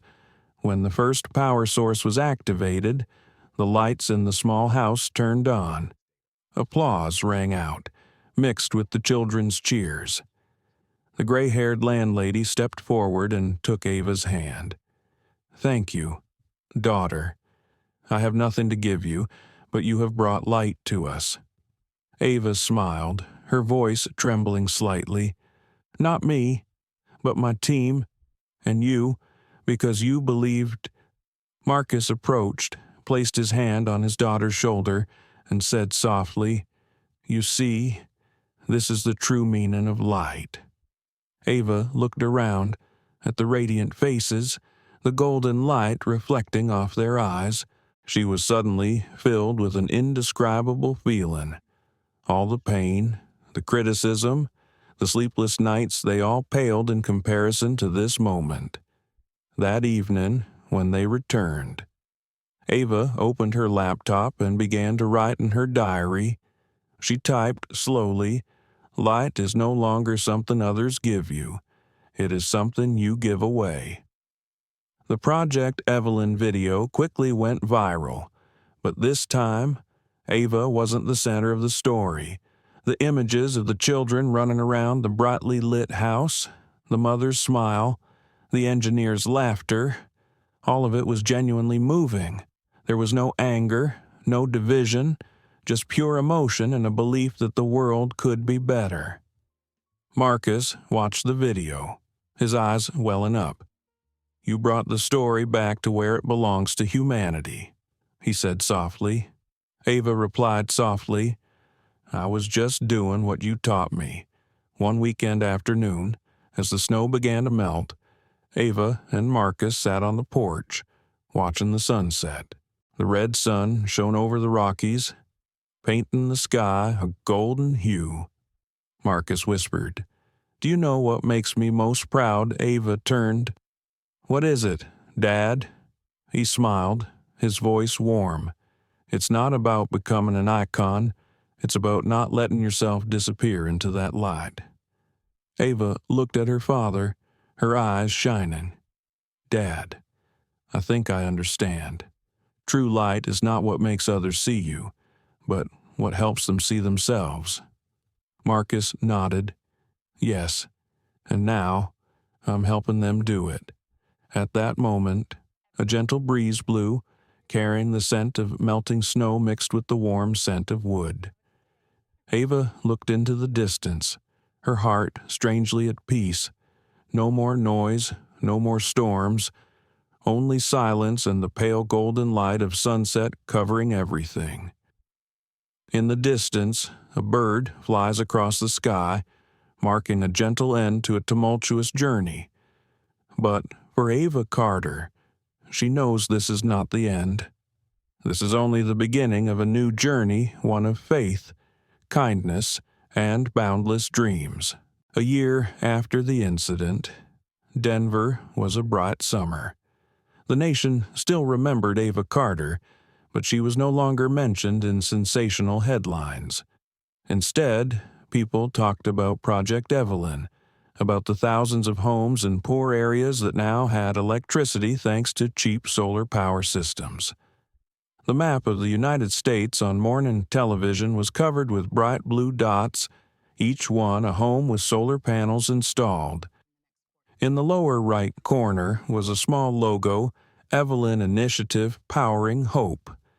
Ava sits in her small office in Boulder, Colorado.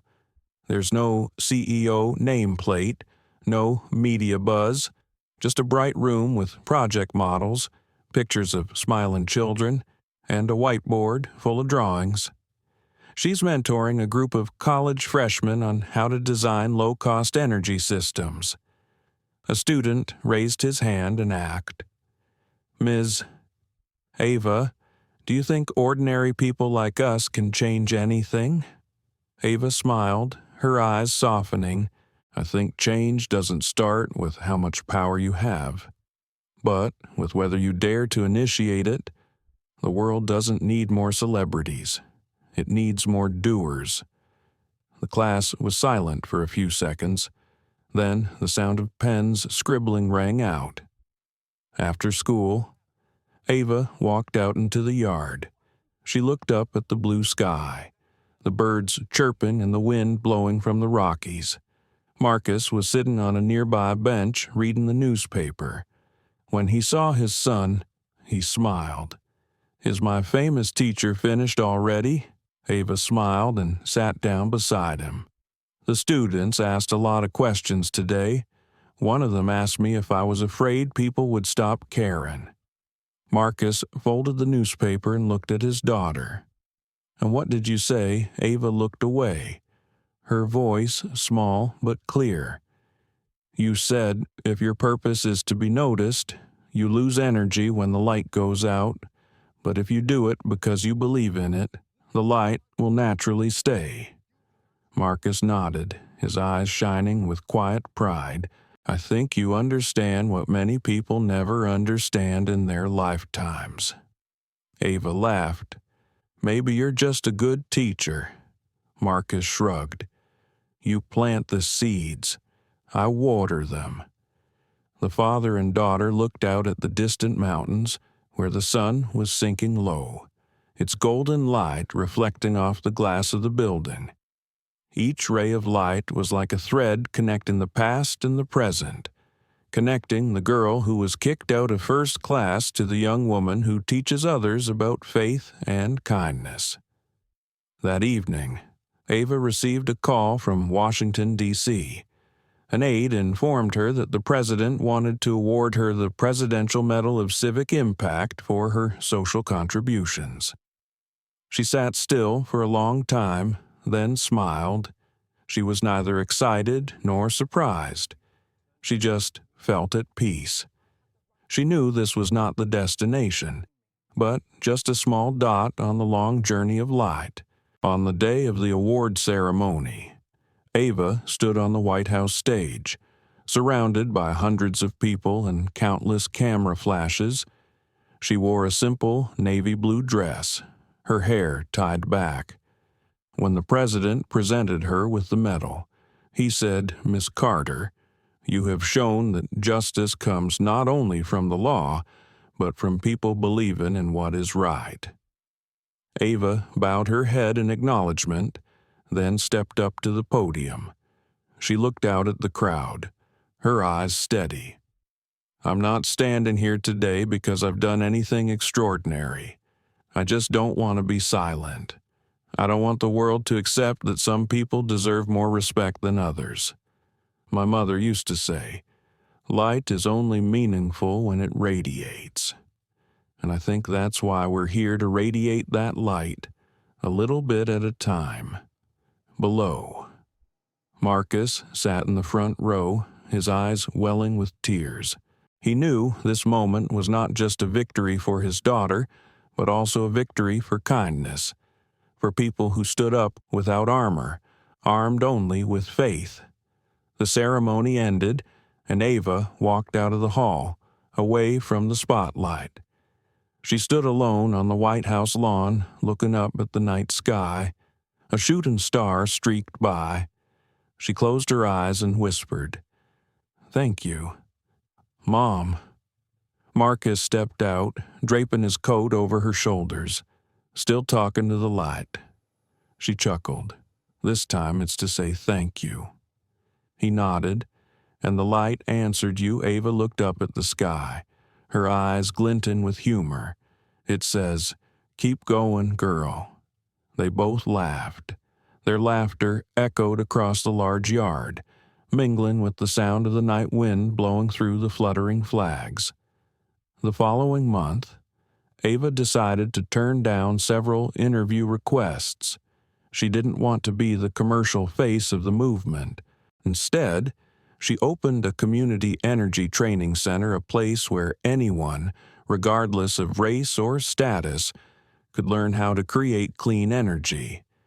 There, she was not called an icon, but simply Miss Ava. She installed batteries with students, taught children about the environment, and organized weekend classes for parents. She found simple joy in manual labor, in the smiles of students who saw the light they had created for the first time. One late afternoon, as Ava was packing up her tools, a middle-aged woman approached. She held her hand, her voice filled with emotion. "My daughter died of cancer last year. She watched your videos and said she wanted to live a better life, even if only for one day." "Thank you, Ava. You made her believe that the world is still good." Ava took her hand, tears streaming down her face. "Thank you. It was your daughter who taught me that faith never dies." As she left, Ava stood, watching the sunset tinge the sky red. Birds flew by, just like the first time she had stood on the Bay Bridge with her father a year ago. Marcus stepped forward, camera in hand. "I want to capture this moment, not because of you, but because of the light behind you," he said. Ava turned back, smiling gently, because the light always finds its way back. "Right, Dad?" Marcus nodded. "Yes, and sometimes the light wears your face." She smiled slightly. The last light of day reflected in her eyes, sparkling and deep. A story had ended, but its legacy continued, spreading like a silent current through every roof, every heart, every generation. Ava Carter, the girl who was once pulled out of first class, now sits somewhere else, not in the seats of power, but in the seats of compassion, where everyone deserves to be treated fairly, respected, and seen, and in a world still full of chaos, still filled with darkness. Her light is still there, quiet, steadfast, needing no applause, just spreading. 2 years after it all began, spring returned to the Rockies. The last of the snow melted, revealing soft green grass stretching out in the sun, on the outskirts of Boulder, in a peaceful field. Ava Carter's small house was bathed in light. The solar panels on the roof reflected the blue sky, and below, in the garden, small potted plants bloomed pale yellow. Ava knelt beside the flower bed, her hands covered in dirt, her hair loose, her face peaceful. Marcus stepped out onto the porch, holding 2 cups of coffee. He looked at his daughter, amused. "You know, I think those flowers are jealous of you." Ava laughed, wiping her hands on her apron. "What's wrong?" "Dad, because you shine brighter than them." Ava shook her head, chuckling.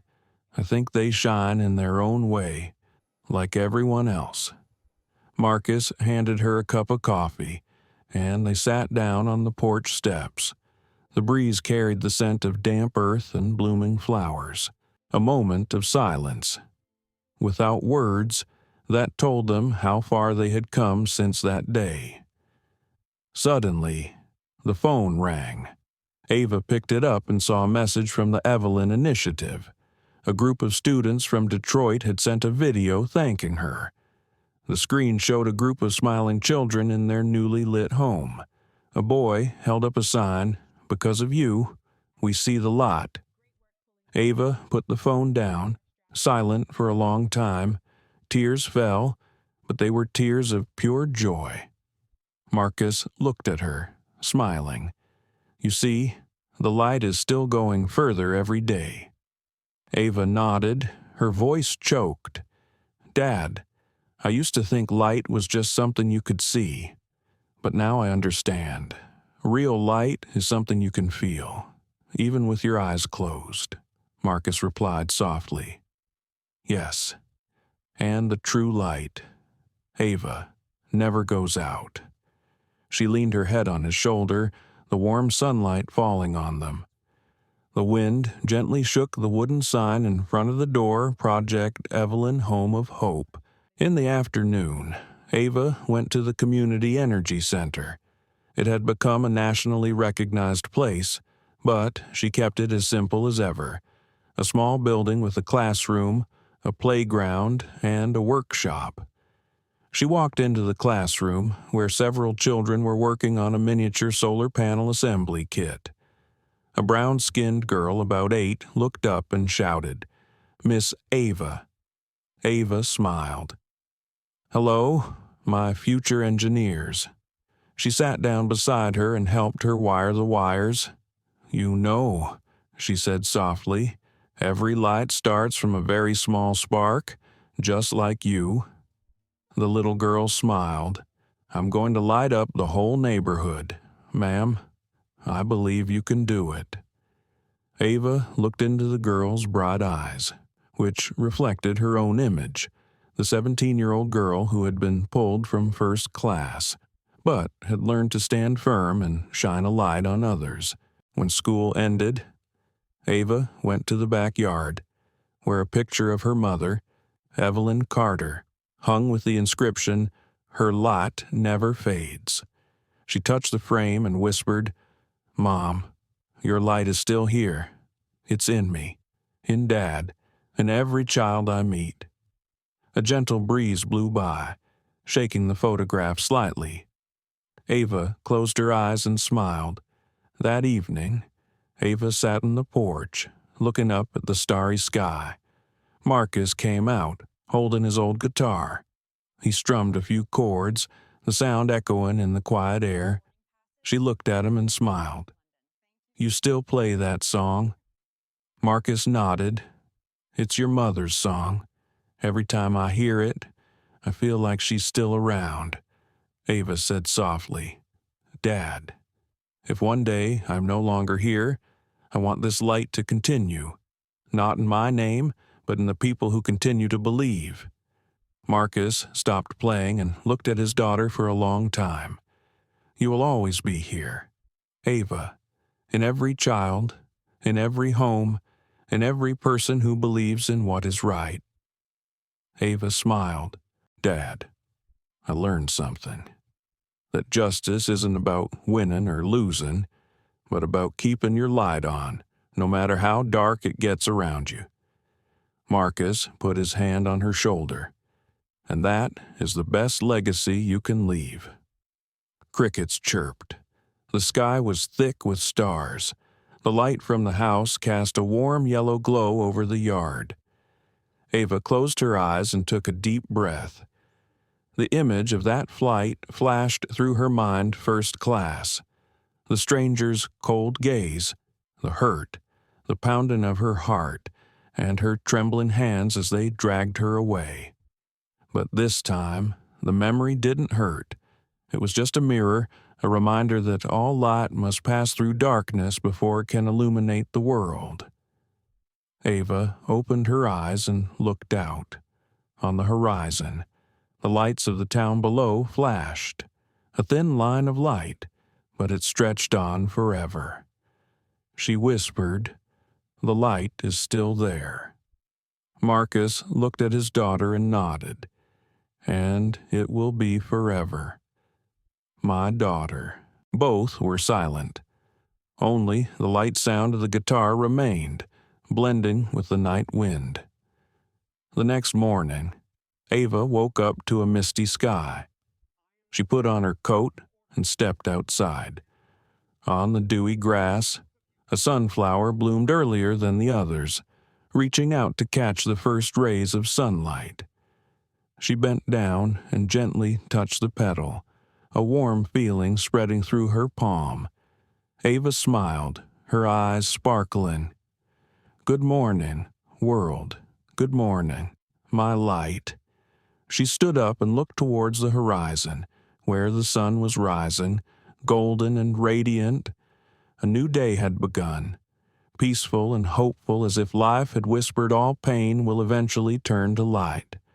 And so, Ava Carter's story ends not with applause, not with a brilliant frame, but with a silent moment when light spreads from that girl to those who believe, then spreads far and wide, across rooftops, across generations, across time, because light, once given with kindness, never goes out.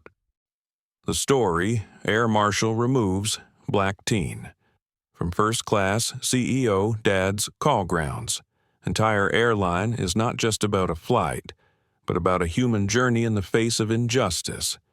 It reminds us that sometimes power or status cannot protect us from prejudice, but kindness and courage can change a system. From Ava and her father Marcus. We learn that justice comes not only from the law, but from how we treat each other every day. Hurt can become light if we choose forgiveness instead of hatred. And sometimes, just one right action, no matter how small, can create big waves, touching the hearts of millions. That is the message this story wants to send to you. Be a light in the darkness of others, even if it is just a kind word or a small action. Because when we spread good things, the world will change not loudly, but deeply and lastingly. Thank you for listening, for empathizing, and for staying until the end of this journey. If you believe in the power of kindness and justice, please like, share, and subscribe to our channel to tell more heart-touching stories, because each of your shares is a new ray of light that is spread